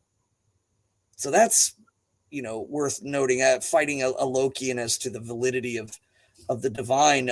But again, without their awareness, they just seem to understand that that he's not mentioned outside of Snorri's works, but Balder is in Saxa Grammaticus, and he's, again, euhemerized as a man, but he is a brutal warrior. So, and then Loki returns in 28, a retort. He says, "Thou wilt then, Frigg, that further I tell of the ill that I now that now I know. Mine is the blame that Balder's no more. Thou seest ride home to the hall." So that's the tension breaker. That's the big crux. That's the zenith of it all, is he says, I'm the reason that Balder is no more. That's the dun dun dun moment in the story. Because the gods did not know that, or in the stories and in the series of all things to make it like a timeline. No, this is in between Balder's death and what would inevitably become the binding of Loki.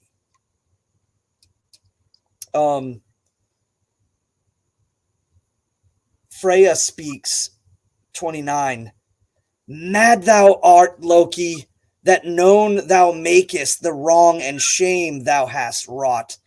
The fate of all does Frigg know well, though herself she say it not."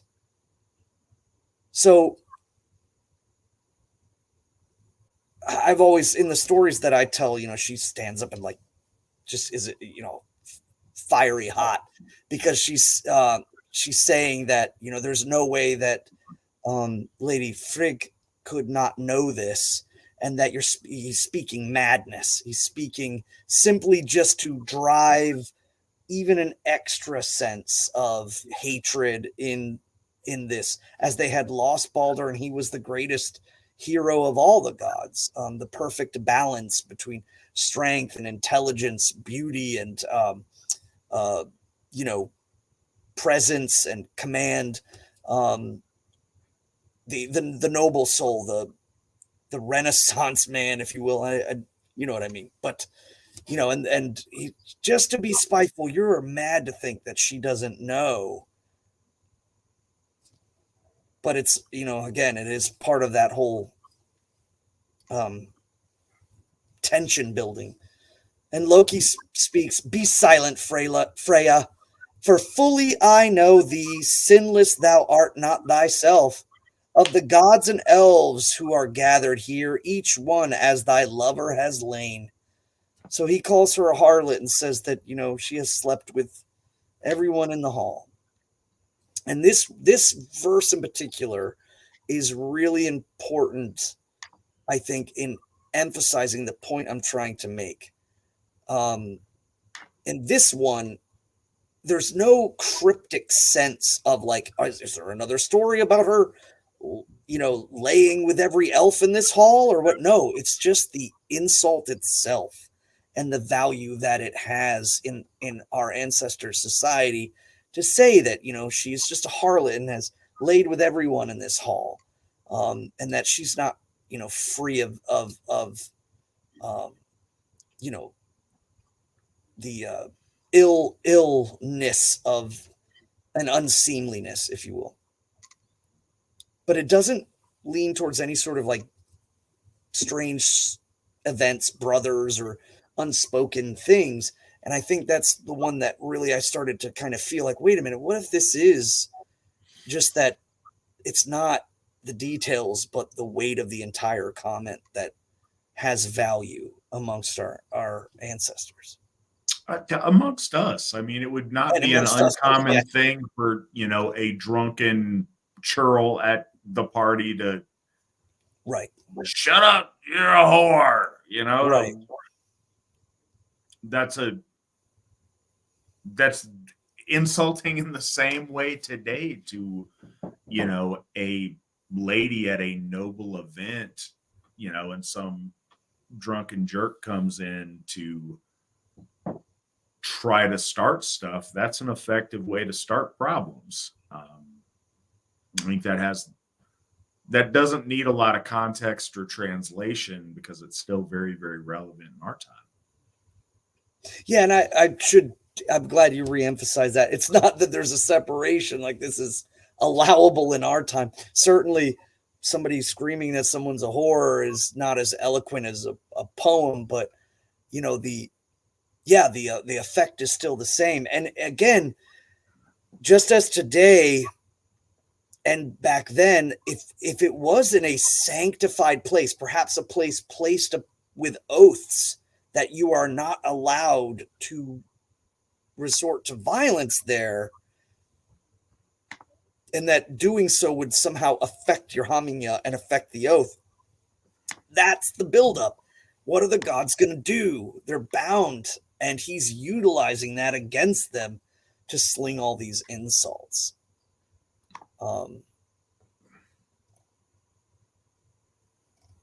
So yeah, that's 30. I didn't know did we have any more questions between on that? No, I don't think we have any kind of interlude on that. Let's just kind of keep rolling with the story. Oh yeah, it's hot right now. It's the moment that the Holy Freya steps in. It's like it starts to get pretty spicy.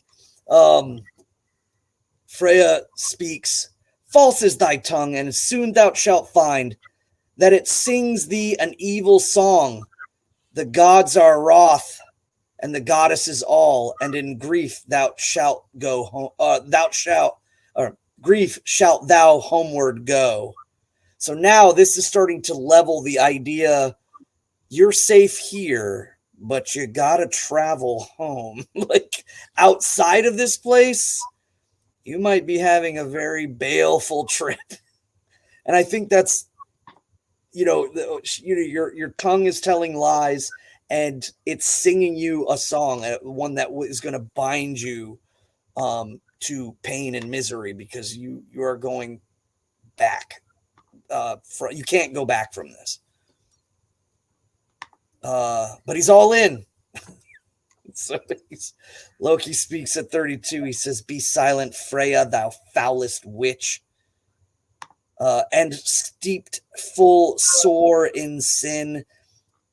In the arms of thy brother, thy bright gods caught thee when Freya her wind set free." So, okay. This verse in particular has always been very, very interesting. Generally, it's translated to that Loki speaks that the gods, or some of the gods in prominence, found her in an incestuous relationship, and that she released gas. She farted, is kind of how it's often translated. And I mean, in essence, that's kind of what he is he is saying. So not only is he accusing her of incest, but also just of impropriety and uh, churlishness, if you will. And again, her being of royalty. Now, it is spoken in the earlier that the Vanir and the Asa, that the Vanir did practice this unification between brother and sister in bloodline, but that was not accepted amongst the Aesir. I don't, because we know that the unioning of gods is not like mortals. It's clearly about this the conflagration of energy, but and what produces out of that. But it was certainly euhemerizing the gods towards tribal life. And I think specifically when people talk about migration period and we talk about the waves of, Stone Age, Bronze Age, and eventually Iron Age, folk coming from the same area as they interluded with each other, I think they had a lot of cultural issues, and I think that might have been something of that nature. But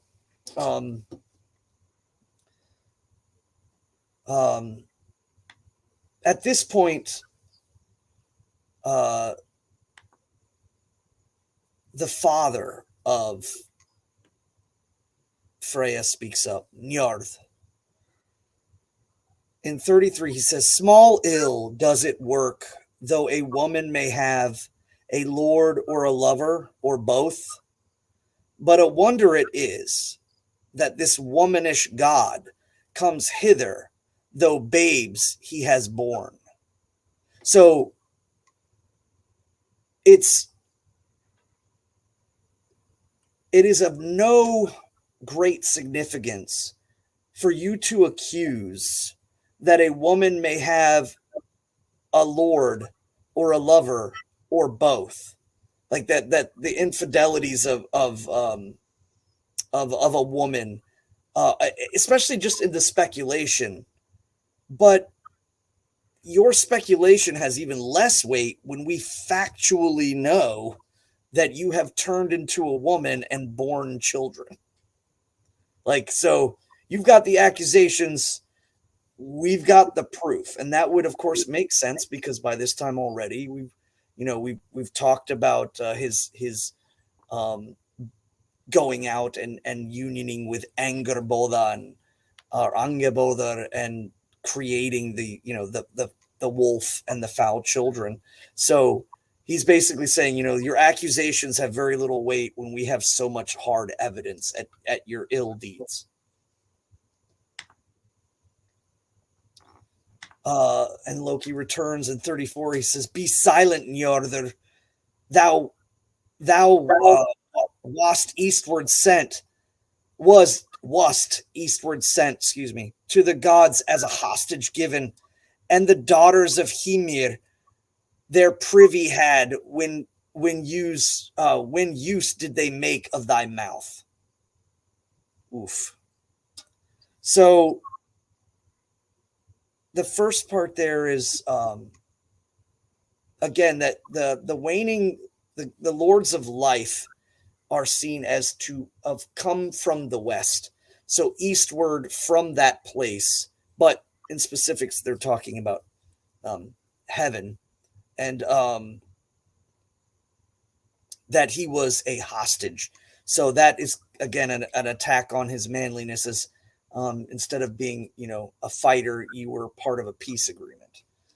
And then this latter part,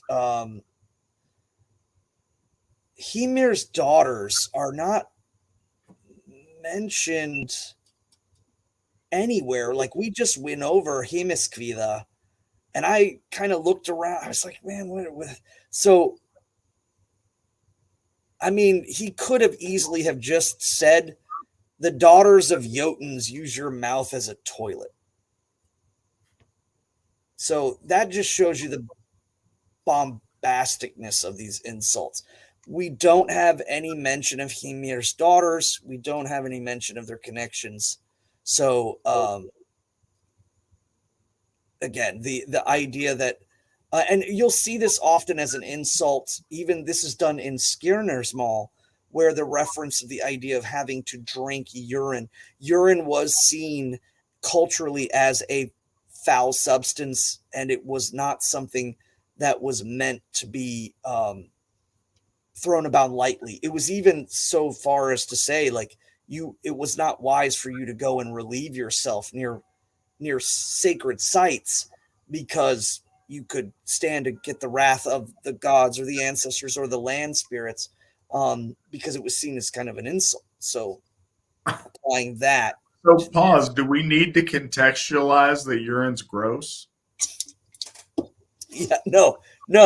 But I definitely want to make point of the that our ancestors did speak of, like, you could get shot by elves or land spirits for urinating and creating this desecration in a sacred place. And urine was always associated with, like, venom and the idea of the absence of life. It was the stagnation of the body.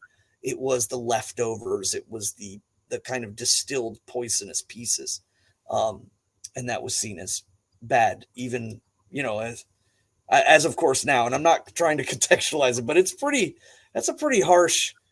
Giants urinating in one's mouth, I think, is understandable by a modern audience as being pretty bad, and not a good thing.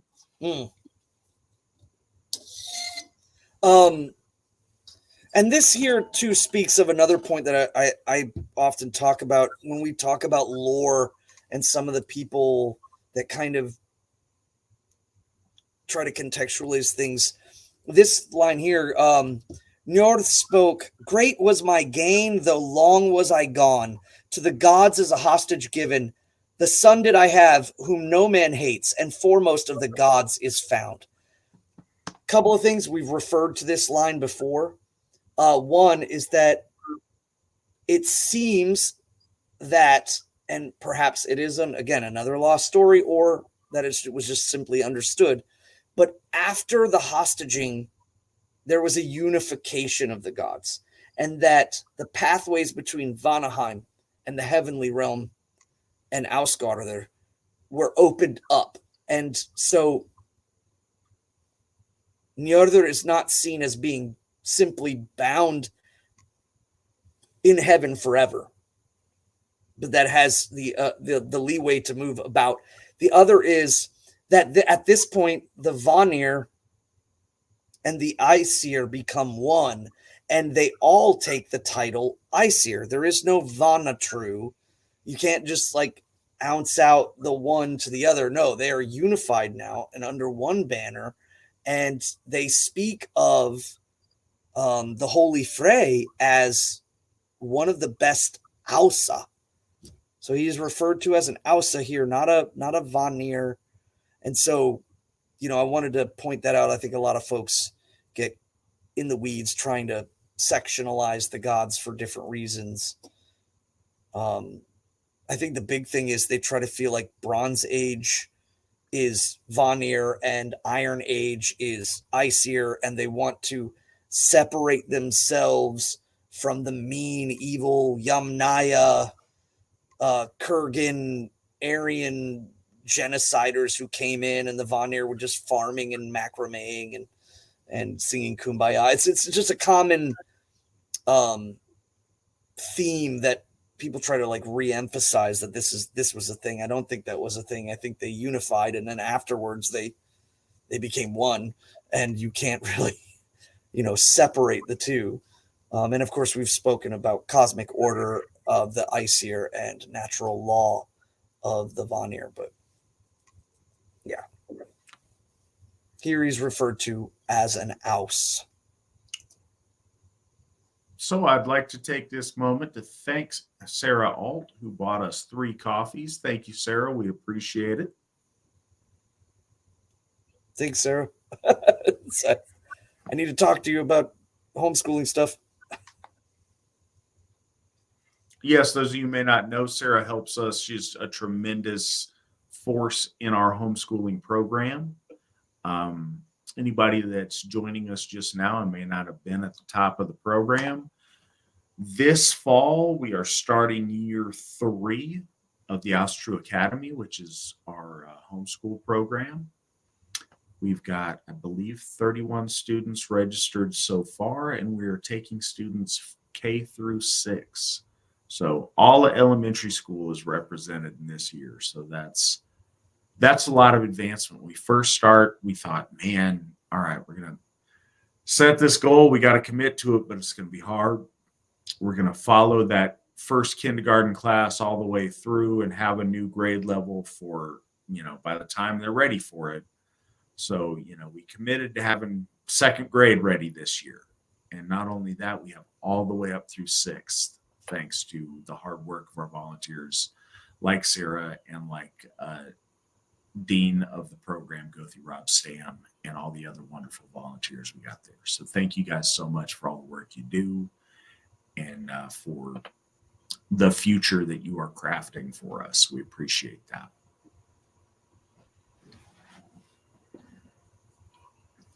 Carry on. No. It's I was just reading a little bit some of the interesting notes down there. So Loki speaks in 36. He says, "Give heed now, Njord, nor boast too high. No longer I hold it hid. With thy sister hadst thou a fair son. Thus hadst thou no worse a hope." So now he's accusing Lord Njord of having child with his sister. And again, this brings up a couple of interesting things. One, from that time frame, Snorri speaks of that Frey and Freya are born after the war and after the hostage, which is just interesting. And then that there's also reference that he brings Frey with him, but also in the Ynglinga saga, it's mentioned that he, had relations with his wife. But again, the Ynglinga saga is heavily euhemerized. But I think ultimately the twin conceptualization throughout the Vanir, as before the unification, and clearly it presides still thereafter, is that there is a twinning sense of the Lord and the Lady. And I don't think that spoke any different from the Lord of Waters and Yarth, the Lady of Estuary, or of lagoons and moorlands and swamp and saturated lands, the fruitful lands that give are rich in moisture. As I think this may lend more towards the understanding of how the Vanir, especially with their close connection to water and the earth, produce biphytic children or from each other in order to create it's almost like a season. There's a cyclical nature to it. But then Tyr speaks in 37. Of the heroes brave is Frey the best. Here in the home of the gods, he harms not maids nor the wives of men, and the bound from their fetters he frees. So this is a super interesting one for a couple of reasons. One, it's the goodness of it is that he is not a seducer of men's wives, and he is not one who would take on maidens. He's not one who tries to take young girls. He's not pursuing them. He's a man of virtue who does not give his love out so easily, so freely, which again is the whole kind of point of Skirnirmal. And then, that the bound are freed from fetters. This is a trait that's often attributed to Lord Odin, but is also attributed to the Holy Frey. And I think that's interesting. Again, we talk about our gods as not being pigeonholed in one way or another. And certainly the Holy Frey was placed in the tripartite, especially amongst the Swedes. Um, so, it's definitely giving a nod to the very high holding sense that our ancestors had for um, the Holy Frey as being also a god of kinship or kingship. So I and I like the fact he's not a hound dog. He gives his heart and is brave and wise, and these are seen as good traits. Um, Loki speaks 38. Be silent, Tyr, for between two men friendship thou never couldst fashion. Fain would I tell how Fenrir once thy right hand rent from thee. So the first thing you notice right away is the gods would know that. He's stating the obvious. Um, the biggest point here is that it's directed towards the audience, and it is directed with the sense of establishing lore for the poets to be able to reutilize. So the emphasis there is really again for the audience. But the for between two men friendship thou never could fashion, that I think has again a leaning towards the essence that Lord Tyr is a lord of war, not a lord of peace. Um, and again, you see that leveled a lot. That Lord Odin and Lord Tyr and are unable to fashion peace amongst men, but are stirrers of strife and He is creators of not war. a reconciler of men. Right, not a reconciler of men. So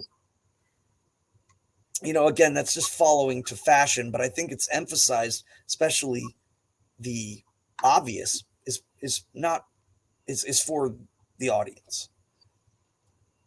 Um, and Tyr speaks back, my hand do I lack, but Hroth Vitnir, thou, and the loss brings longing to both. Ill fares the wolf who shall ever await in the fetters the fall of the gods. So he's saying, yes, my hand is gone. And Hroth Vitnir. Now, Hroth is the same as um it it means like it's very similar to like actually it's funny, the name Rudolph.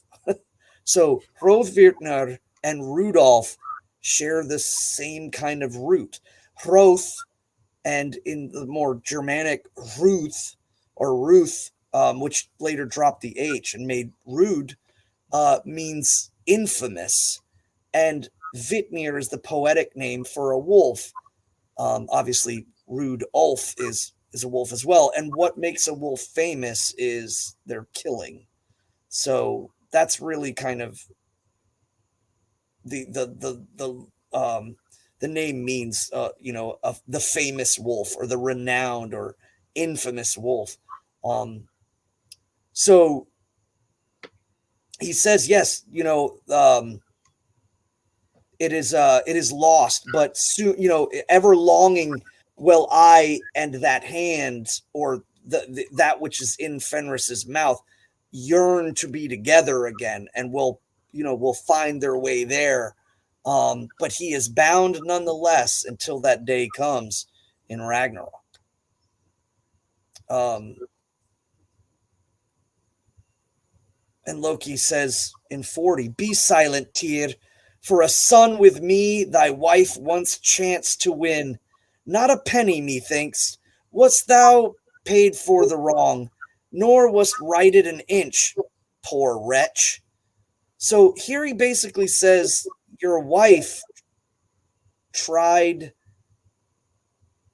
to get me to sire her. And there is no mention of Tyr's wife anywhere else. There are some speculations about the worship of the of Zisa in a part of Eastern Germany. Um, Outside of that, I have speculations as to the referencing of his wife being actually one of the Austvanir, but I'm not going to go into that. That's a big big egg to open up. But it's not mentioned anywhere else. So he's basically just accusing that you're such a poor lover that your wife tried to get me to take her into bed. Again, these are super big, bombastically terrible insults that would get anyone probably killed.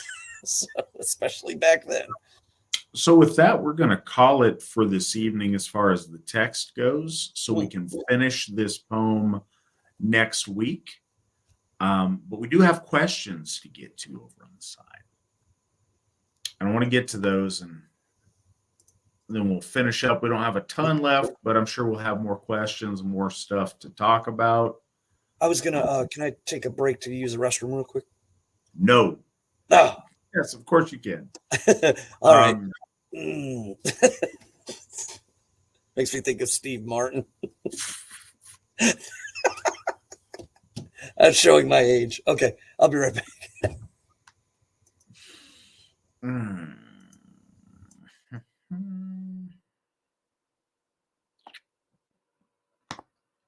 So I'm taking a second to look at the chat and get up to speed on our questions.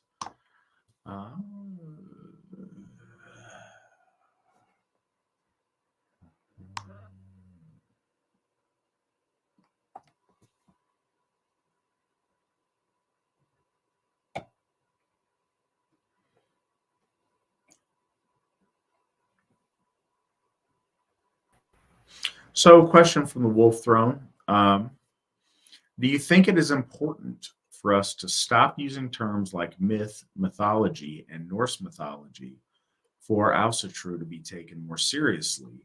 Should we instead use terms like lore, Eddic poems, and perhaps scriptures?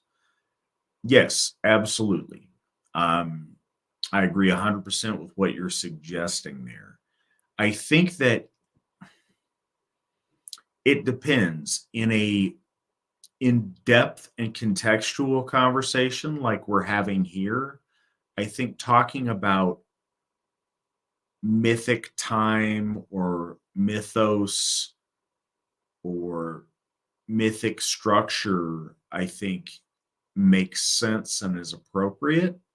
But certainly when talking to, in casual conversation, just because of the modern associations attached with it, using terms like myth makes something seem less true than using things like, I think lore is our default position.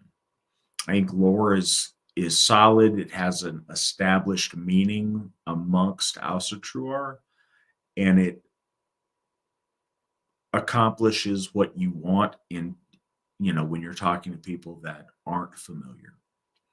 But yeah, I don't like Norse mythology, or myth when talking to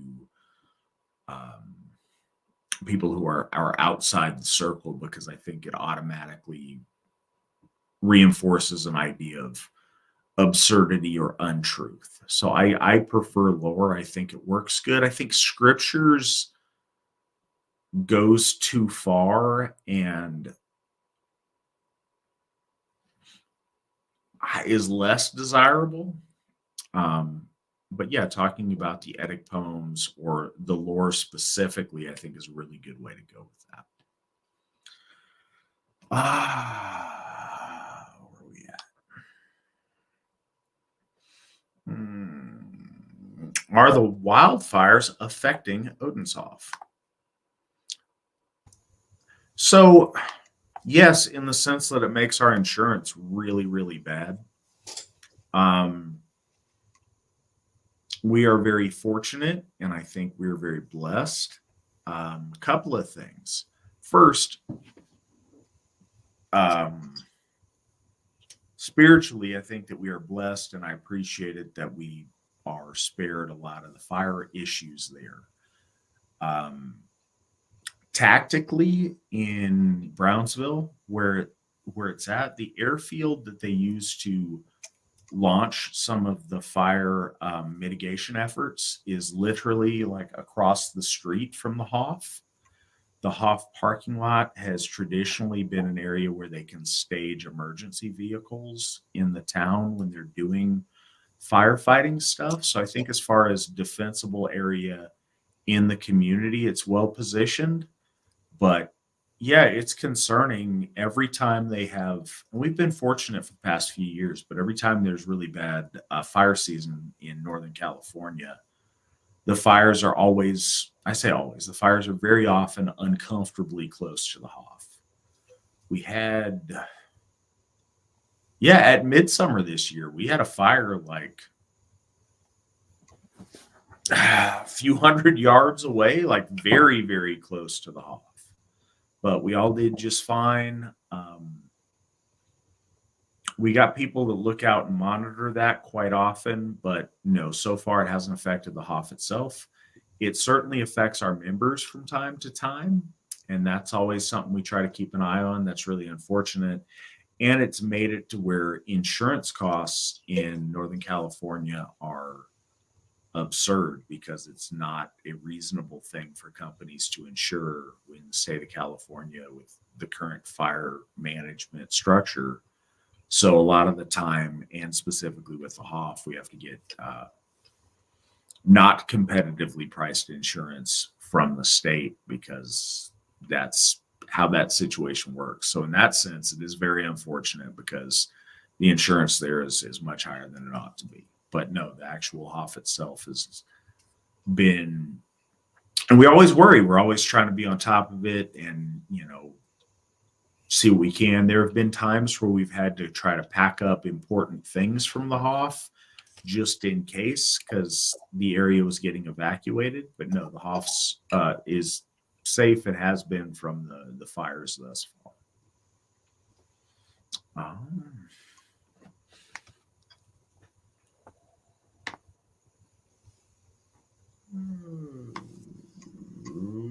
Well, how can we be open? Okay, this is a good and practical question. How can we be open and honest about being folkish and still keep our jobs and have success in the politically correct world, in this politically correct world? Most people just think we're Nazis. I don't know that's true that most people think that. I think that the media wants you to think that most people think that. And I think that if you leave it if Asatru is some kind of secret that you hide from those that you work with and those you interact with, and they somehow uncover your secret and then Google us, I think that probably leaves a bad impression on a lot of folks. But where I've seen the most success is when people are just open and honest about who they are and what they believe in. And there's a subtlety to it that I shouldn't have to say here, but I do. There's a big difference. The people that I've seen to where it reflects very badly on are people who get online and have a fake name and a fake picture and a fake persona. And then they say absurd things that they would never say to someone's face. And they have a pressure valve to release, oftentimes comically, and sometimes just out of frustration, really hateful and ridiculous extreme things. And to your in group, some of those things might be funny, but HR has no sense of humor. The more that you stand by the things that you say and that you have the presence of mind to say them in a way that you are proud of and that you would say to people's face, you're a lot better off. There's nothing I'm going to be able to say on here that says, no, you're 100% safe. It depends on what industry you're in, who your boss is, where you're at. And we got to remember that people listening to the show aren't just in the United States. In other countries, you don't have the same protections of free practice of speech and religion that you do here in the United States. But I've seen people be very successful in their lives being very open about who they are and what their beliefs are. It's a matter of saying it in a dignified way and not just being churlish in how you present yourself. But the more people know who you are, and then someone wants to come say something bad about you, it has much less effect. If you treat your beliefs, if you act like you're ashamed of who you are and what you believe in, then people instinctively pick up on that. It's like dealing with animals, it's like dealing with people, it's like dealing with anyone. When you project guiltiness and fear, folks instinctively pick up on that. I think that we've all seen that with animals. If you're cool and you're not scared, then you have a much better chance. When you show, especially a predatory animal, that you're scared and you start acting shady, that sends off every signal to them that you must be up to something wrong and they need to react to it. Best cases that I've seen is people, at work know who you are. Know it. That's my thing when I was bouncing. Everyone knew who I was. They knew exactly what I was about, what I thought, what I believed. But it was fine because they knew me. That was the understanding that they knew me on from day one. They watched as I treated everybody everybody who deserved it with dignity and respect, and I treated everyone well, and I was just and kind and not a jerk to everybody. And by the time anybody wanted to complain or make a stink or make accusations,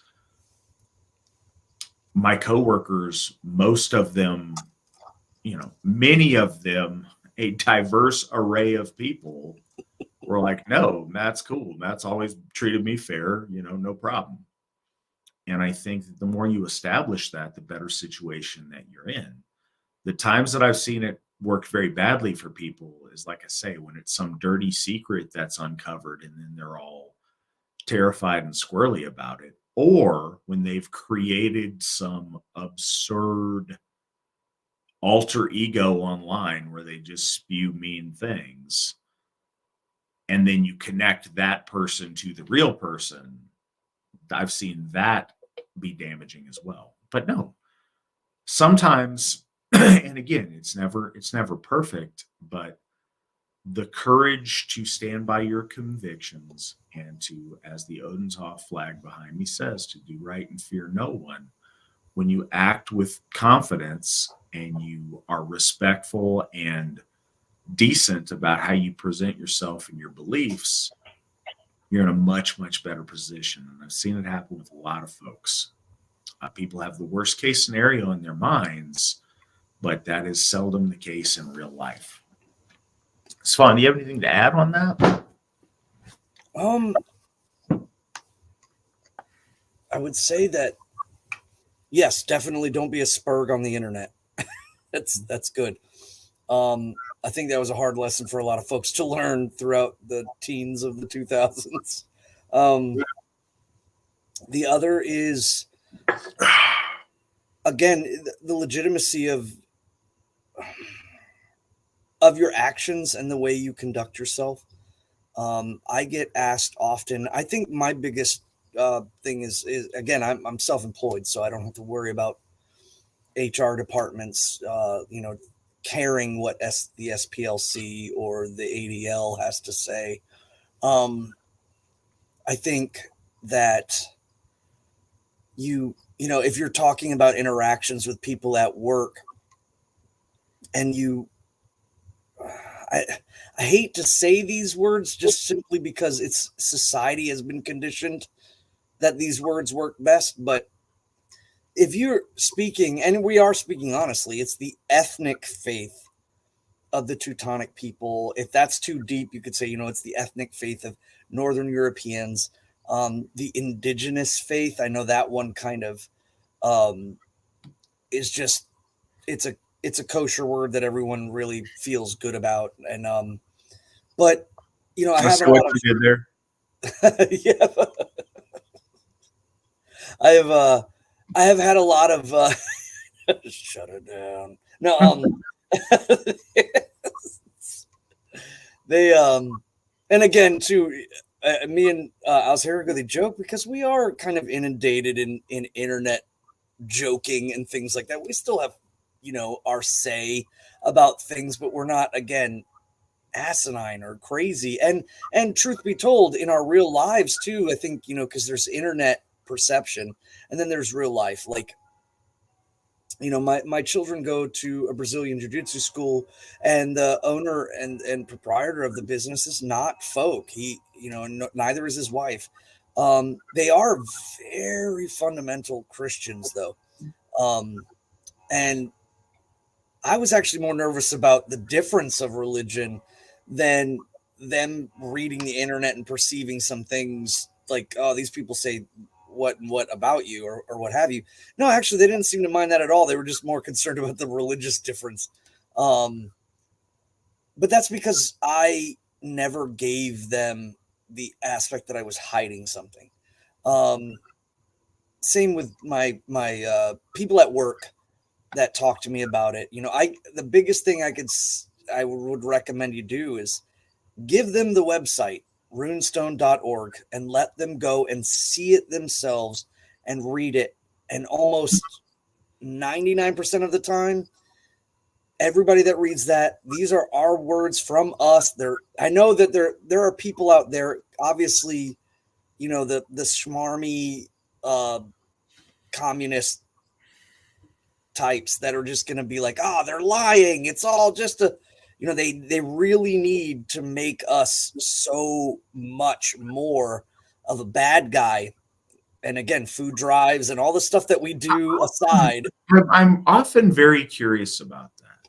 So Svan's right. Send them to the website to see who we are. Send them on here. Have them come listen to this if they would like to. And no, honestly, have them first. They're welcome to listen to any of this. Second, if they're here live, they're welcome to ask questions. Man, if I'm leading a hate group, I'm really doing it wrong. Like I need to, we are hate mongering very poorly if that's really what we're doing. And I often wonder what our detractors genuinely think of what we do. Any of you who've actually attended any of our, and this is the thing, I don't have any pretext that everyone's going to agree with us or everybody's going to,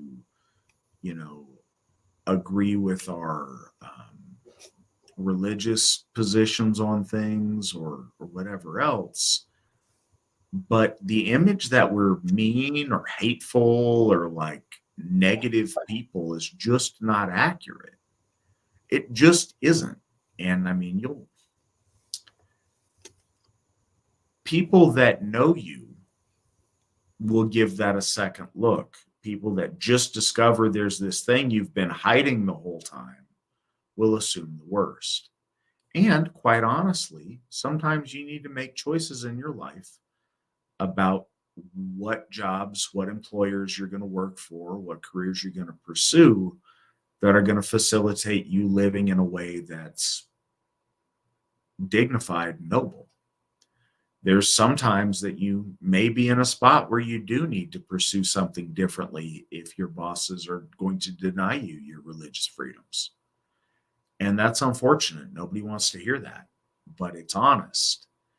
And, none of us can promise there'll be no challenges, but the more of us who are open and honest about what we believe and who act with nobility and dignity, the easier that makes the next guy who's able to say those things, and they're able to have that positive image in their mind of, hey, I knew another guy in the AFA, Asatru, whatever he was really cool. He was a great employee. He was awesome. He treated everybody well.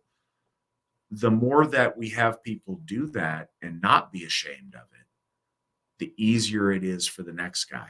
And so much of what we do is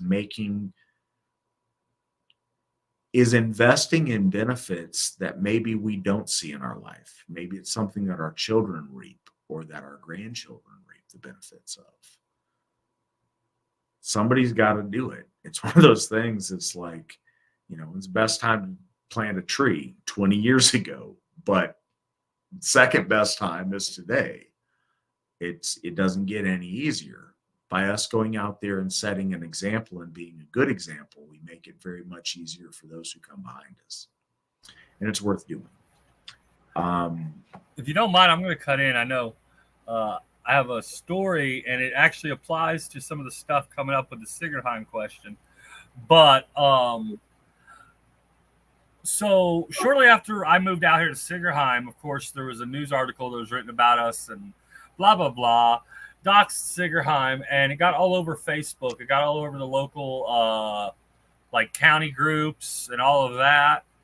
And, a couple people spouting out, just regurgitating what the article said.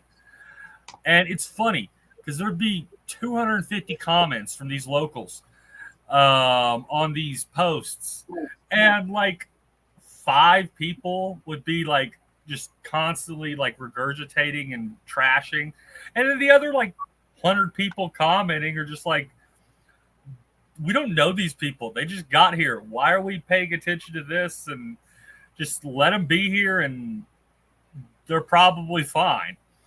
And that happened over and over again. I had a lady even reach out to me privately, like through the DMs, and be like, there's people here that don't hate you guys already. We don't know you yet. I'm like, okay. So I ended up actually getting pizza with her and her husband just so she could meet me and talk to me and get to know the person that, just moved here and stuff. We constantly have people stop by out at Sigerheim while we're working. I've had a lady come by and I'm up underneath the lawnmower working on it, trying to fix something because I ran over something. And she offers to help and goes home and grabs some ramps so we can ramp the lawnmower up and I can get underneath it easier.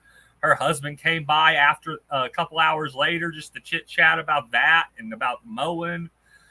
We just recently at Sigerblot had a member from the community right there in Whitleyville come by and asked to like be a part of things and get to know us and like join us in Brot. And it's so I think I'm almost mad Matt kind of stole some of my words and my thoughts on it, but you're saying at some point, like, whether you like to know it or not, you have the choice of where you live and where you work. And if you can't live your life the way you want to live your life, there are other places you can live and other places you can work and be just as successful and just as happy and not have to worry. Because really, if other people are imposing their problems on you, it's not your responsibility to let that affect you. What is the childhood thing? I'm rubber, you're glue. Whatever you say bounces off me and sticks to you. So just move on. And it's more complicated than that. We all understand that. But the principle still applies on some of these things. Be true to yourself and carve out a life that you can be proud of. There's a lot of people that sacrifice an awful lot for a career that maybe they'd be a lot happier doing something where they did have the freedom to be themselves and to live in a way they could be proud and hold their head up. It's just something to think about. But there's Nick points out something that's really true. The way things are going, the media wants you to think that everybody hates you. They don't. There's a lot of people out there that agree with us in a lot of ways with as far as traditional outlooks on traditional values. Soldier Slim. That's the thing, if you will notice. And All right, a couple of things. First, if you will notice, the problems do not come. And here's what I'm saying: the big asterisks. I'm sure we have some members that are jerks. I think everybody does. Um, but from an organizational level, no, our leadership are not. That's not who we are. That's not the AFA. That's not the thing. We're not mean spirited people. And when we are in, one of the best things about having Hoffs and having Sigerheim is that real people get to interact with us and see that we're nice folks being noble and helping out in our community and being good people. And the left's negative, I guess, lies and trying to get people scared of us, it backfires every single place we have a real location. So the more this is real in your life, the more that the lies of the forces of chaos dissipate. And we do that by just being ourselves. That's the thing. We don't do that by, compromising our values or catering to people we don't agree with. We do it by just being honest, fair people. I didn't do that at all. And it was kind of a running joke about my, folkishness amongst my coworkers when I was bouncing. But it's funny, I was with some of my friends on the weekend. We're in the sketchy part of town, and some, thugged out, gangster looking people of color were approaching us, and everybody's terrified. No, they wanted to come give me a big hug and whatever, because I always treated them fair. And that's, what I would want from them. That's what I always give people, is treating them fairly. And, we're known by our deeds. We are our deeds. So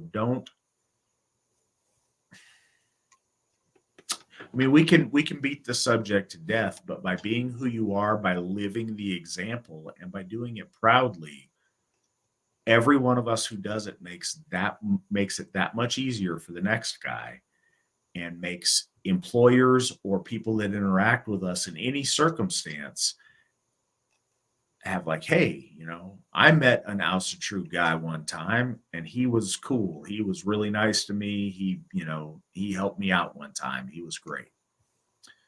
The more of that we can do, the better. And that's just the truth of it. So the next question here, from Trent, from Gothi Trent East. Question for both Harry Gothi and Witan Herul. What are you each most looking forward to about moving to Sigerheim? Svan, what are you most looking forward to when the Heruls move to the home of victory? Two things I think would be really cool. One, obviously, the condensement, the ability to be able to just walk across your yard to someone who normally your interactions with are via text or email, and it's like, or Zoom calls. It's that barrier being broken. Nothing more than I want that to be the case, because again, I'm very good with stuff right in front of me, but anything in the periphery is so hard for me to attain. I think also too, though, the mark of going there for me would be a testament of being at a certain state in my life financially. I don't intend to go there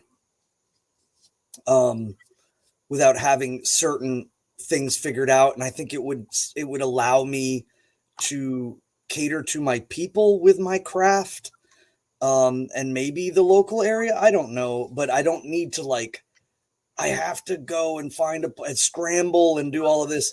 No, I think that going there, I'd be able to apply my craft and do certain things with my folk and not have to worry about, keeping my head above water.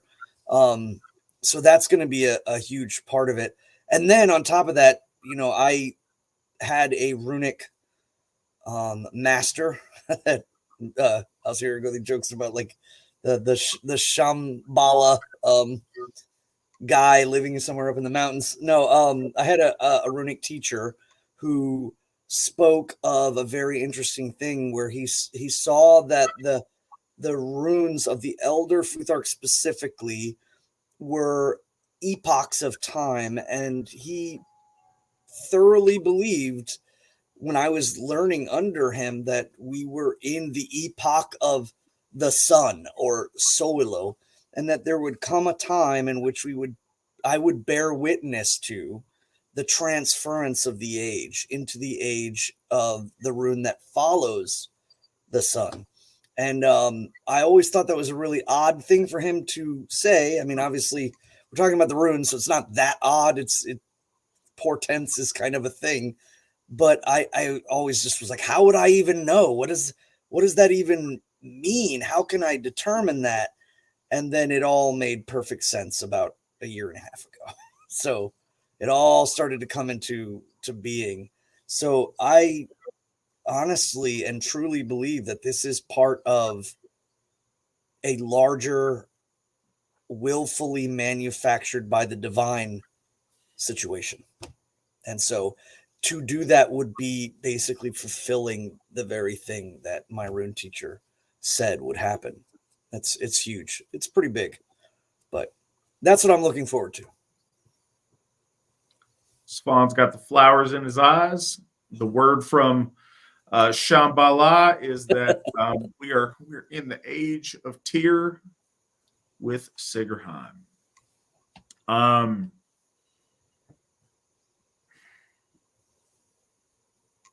I am looking forward to all of the grandiosity and the glory of sitting in the great hall at Sigerheim with the Hof to Tyr on the ridge and the mighty Asatru folk assembly rising around us. But all of, and I'm 1,000% in on all of that.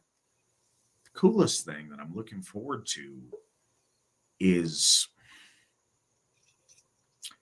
I was thinking about this a while ago, is just sitting here doing this and having like Trent bust in with some nonsense or whatever, or hearing, down the hall, the Young's daughter playing with my daughter, hearing these, just the day-to-day interaction with our folk, to where it's not a special occasion. It's not a, once a month go to the Hof. It's not a, let's have a special get together and bring people in from wherever. We're going to do all of that.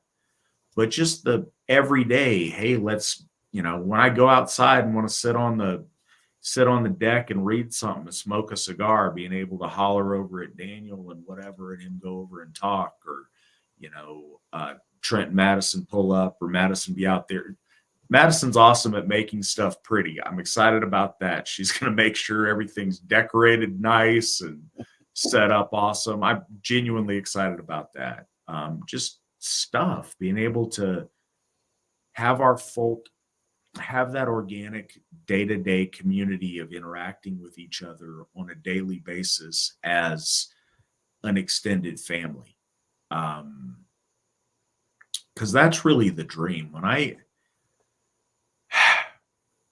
When I first got involved in Asatru, it was, let's have people over to my house once a month. I can do that. Let's have people over once a month. We'll cook a meal. We'll hang out together.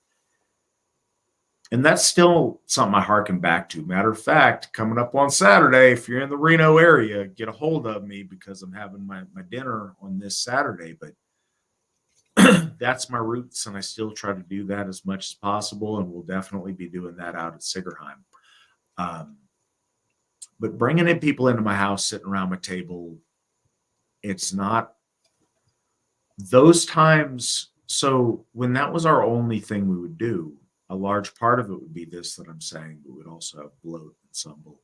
We'll do the higher religious things as well, but a lot of it is just spending that time building friendships and building relationships with people I care about around a meal or a a task or a, hey, let's all jump in the car and run to the store, whatever it might be. It can be the most simple of things, but spending that time together. When I got started when this started in my life, that's what it was about, was trying to bring that closer together. I'd always encourage everybody, like, hey, if you guys need to crash here, whatever, trying to elongate that more. It was really cool after Midsummer, a whole bunch of people to get over to Odenshofen, California. The big artery is I-80 to get over there. So a whole lot of people had to come through Reno, where we live, in order to be there. So on the way home, a number of people kind of stopped off, and the Ericksons were out here, so they were staying at my house, and this other guy that lives in Southern Nevada went through Reno to get there, so he stopped on his way back and hung it. It was cool to just sit with Cliff and our buddy from South Nevada, Dawson, just sitting in the living room, talking about stuff, having a beer, whatever, spending that time together without the stress of it being an event. It just being, that's what life is. When I started going to national events, and originally, we just had that one in California, Midsummer in the Sierras, I was spending the whole year in anticipation of this one, 4-day weekend where I could live the way I wanted, where I was surrounded by our AFA family.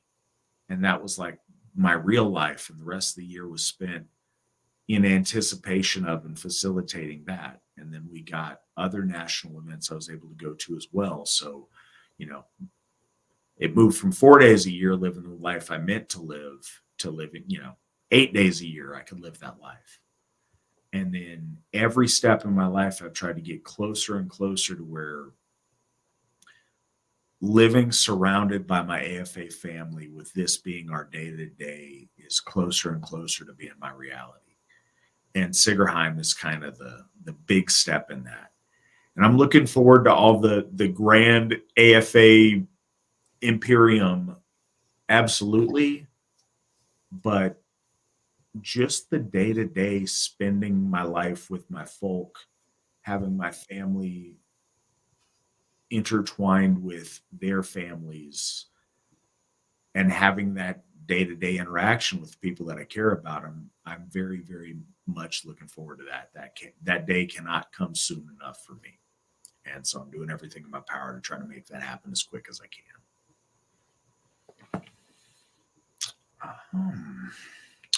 What is the AFA's stance on adoption? Is it okay for infertile couples in your church to adopt as long as the child is folk? Of course it is. I don't know if I'm missing something in that, or if that's not cool in other places, or if there's something different. But yeah, absolutely, of course. Yeah, people that can't have kids, we would love to have those folks adopt. There are tons of children of our folk that are deeply in need of parents that care about them and want to take care of them and raise them in a loving family. We would love to have that. A big part of, and we take this seriously, and I think it isn't the case in every situation, but we want to encourage the idea of godparents with our children as well, to where they have members of our AFA family, of our church and our faith community, to raise them. Our law speaker, Alan Turnage, is the godfather of my daughter. Should something happen to Mandy or myself,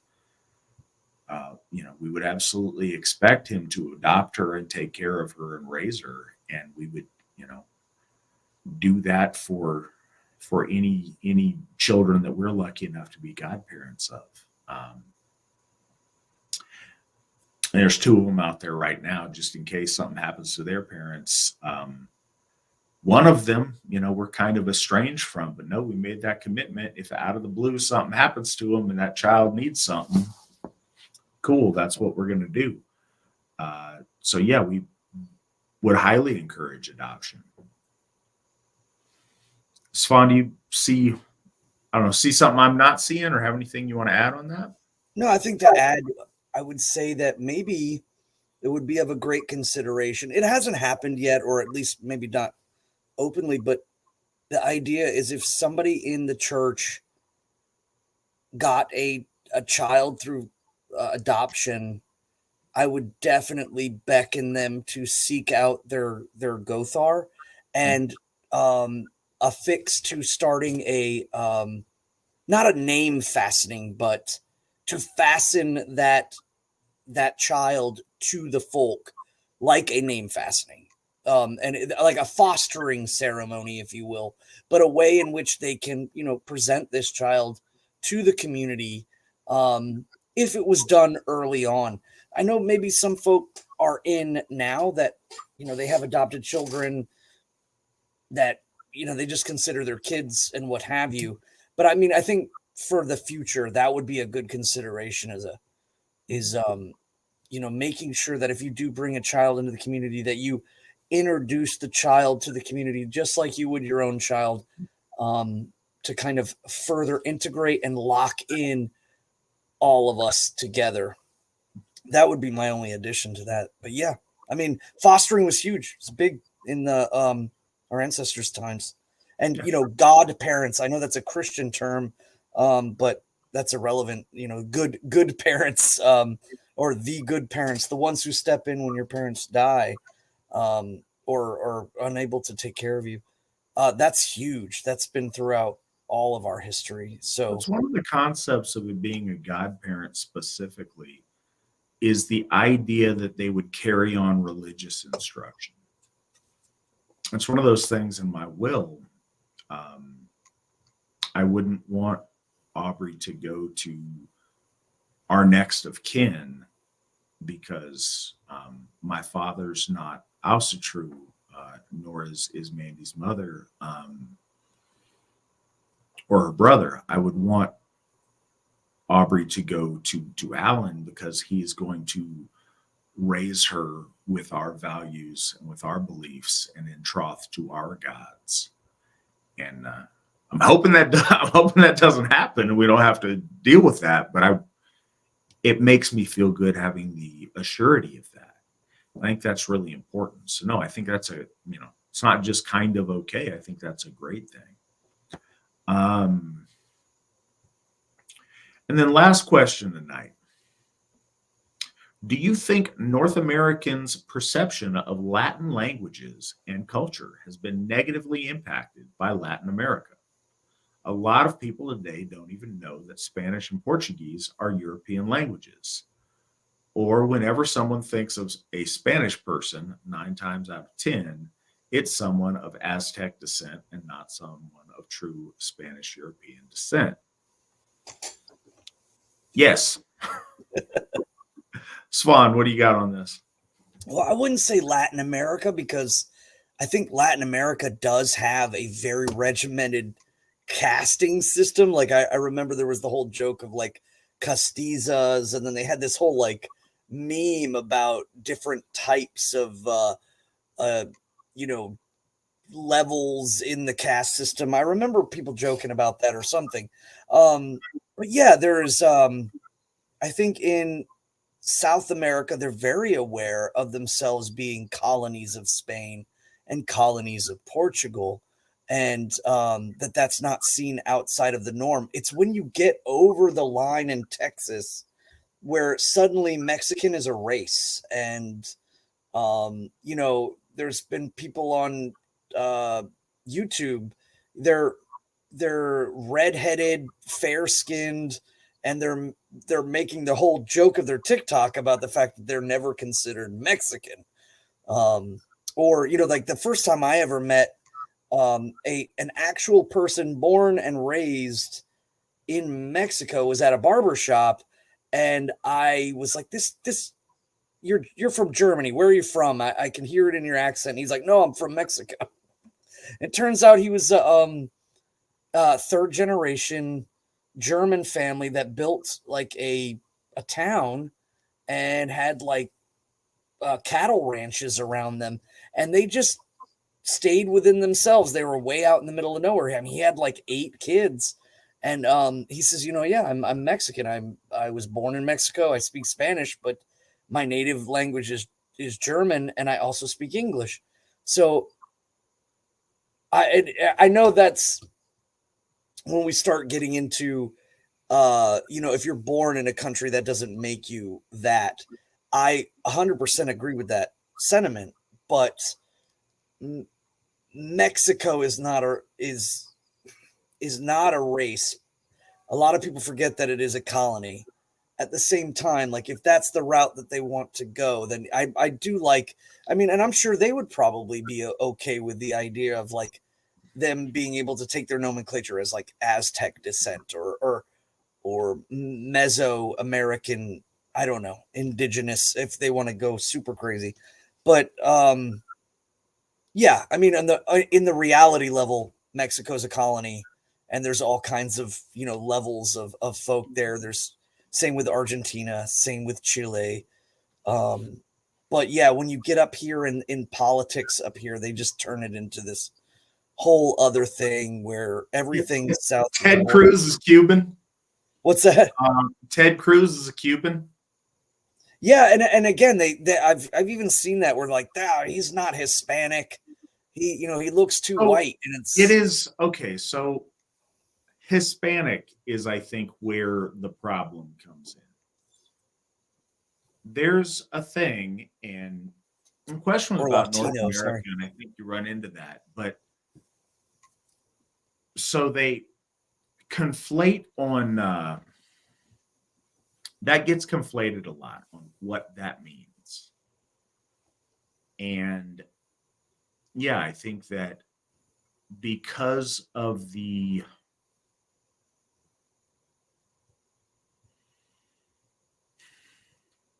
first, I think there's an ignorance of Portuguese in general. I think that to a lot of people, anything south of Texas, it's all just a flavor of Mexico. And I think that a lot of Americans could not find Portugal on a map or didn't know it was a country. And that's sad to say. So I don't really think that factors in, because I think that's just negated. And I think that the most common interaction with Spanish culture I would assume Canada, but I don't know, certainly for Americans, is from Mexico.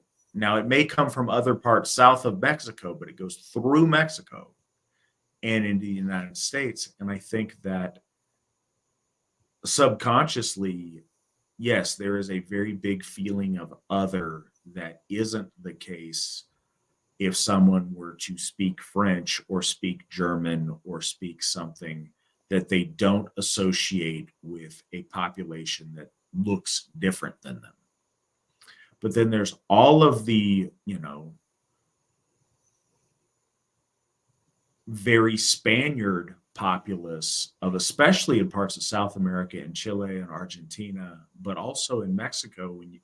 It's really different when you watch the Mexican soap operas versus the folks you see at the Mexican restaurant or doing the lawn care services. They look real different, and there's reasons for that. So I think that's an interesting dynamic we have here that you don't have other places. But I do think that for a lot of people, I think there's a lot of ignorance in American culture in general. I think the culture has been very, very dumbed down. But I do think a common association, and if you look just population and on a map, the vast majority of people who speak Spanish are not Spaniards. And I say that the vast majority of people speaking English are not Englishmen, or certainly their families have not been Englishmen in, hundreds of years. So it's kind of an interesting take, but I do think you're right. I think a lot of people do confuse Spanish culture, like Castilian culture, with Mexican or Guatemalan or, South American or Central American culture, because there is that huge overlap. And I think that's, kind of unavoidable to a degree. I want to answer another thing just because somebody's asking over on the side and I don't want to duck the question. For the Altair Gothi, do you have to work a day job or are you able to do this full time? Not asking negatively. The Pope doesn't work a day job. Ideally, most people that could in leadership do AFA full time, the better, and the more could get done. Just curious. Thanks for the great streams. Well, you're very welcome for the streams. For the past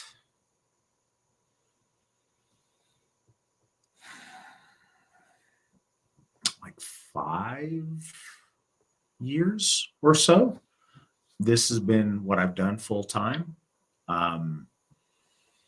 It's nice that we're at a point to where I can do that. We couldn't currently if my wife wasn't, working a full-time job as well. Although I do get about $1,500 a month from the Asatru Folk Assembly as my housing allowance stipend, which is extremely helpful and I'm appreciative of. It would be great if we could get to a point where our Gothar were able to do this full time and be able to raise a family on that income. It would allow us to get so much more done. It's very hard, but I'm extremely blessed that I'm able to do that. Because our founder, he wasn't able to do that during his time, which made it so much harder for him to be able to get this moving and accomplished. It really is a full-time job, and it's a full-time job for a lot of folks that unfortunately are not able to do it full-time. So but it's important to answer your question. Thank you guys so much for being with us tonight, all your great questions, your tremendous generosity, and and you guys being here. I appreciate our audience wherever you find us. And consider joining. If you're out here, you enjoy what we're doing, and you're not a member, if you're a heterosexual white person, then you should be a member, and we would love to have you. So please join Svan and I next week as we complete our study of the Lokasenna. We appreciate you guys joining us. And Svan, thank you for coming on and sharing your insight with us. Till next time, hail the ICEER, hail the folk, hail the AFA. Remember, victory never sleeps. Good night, everyone.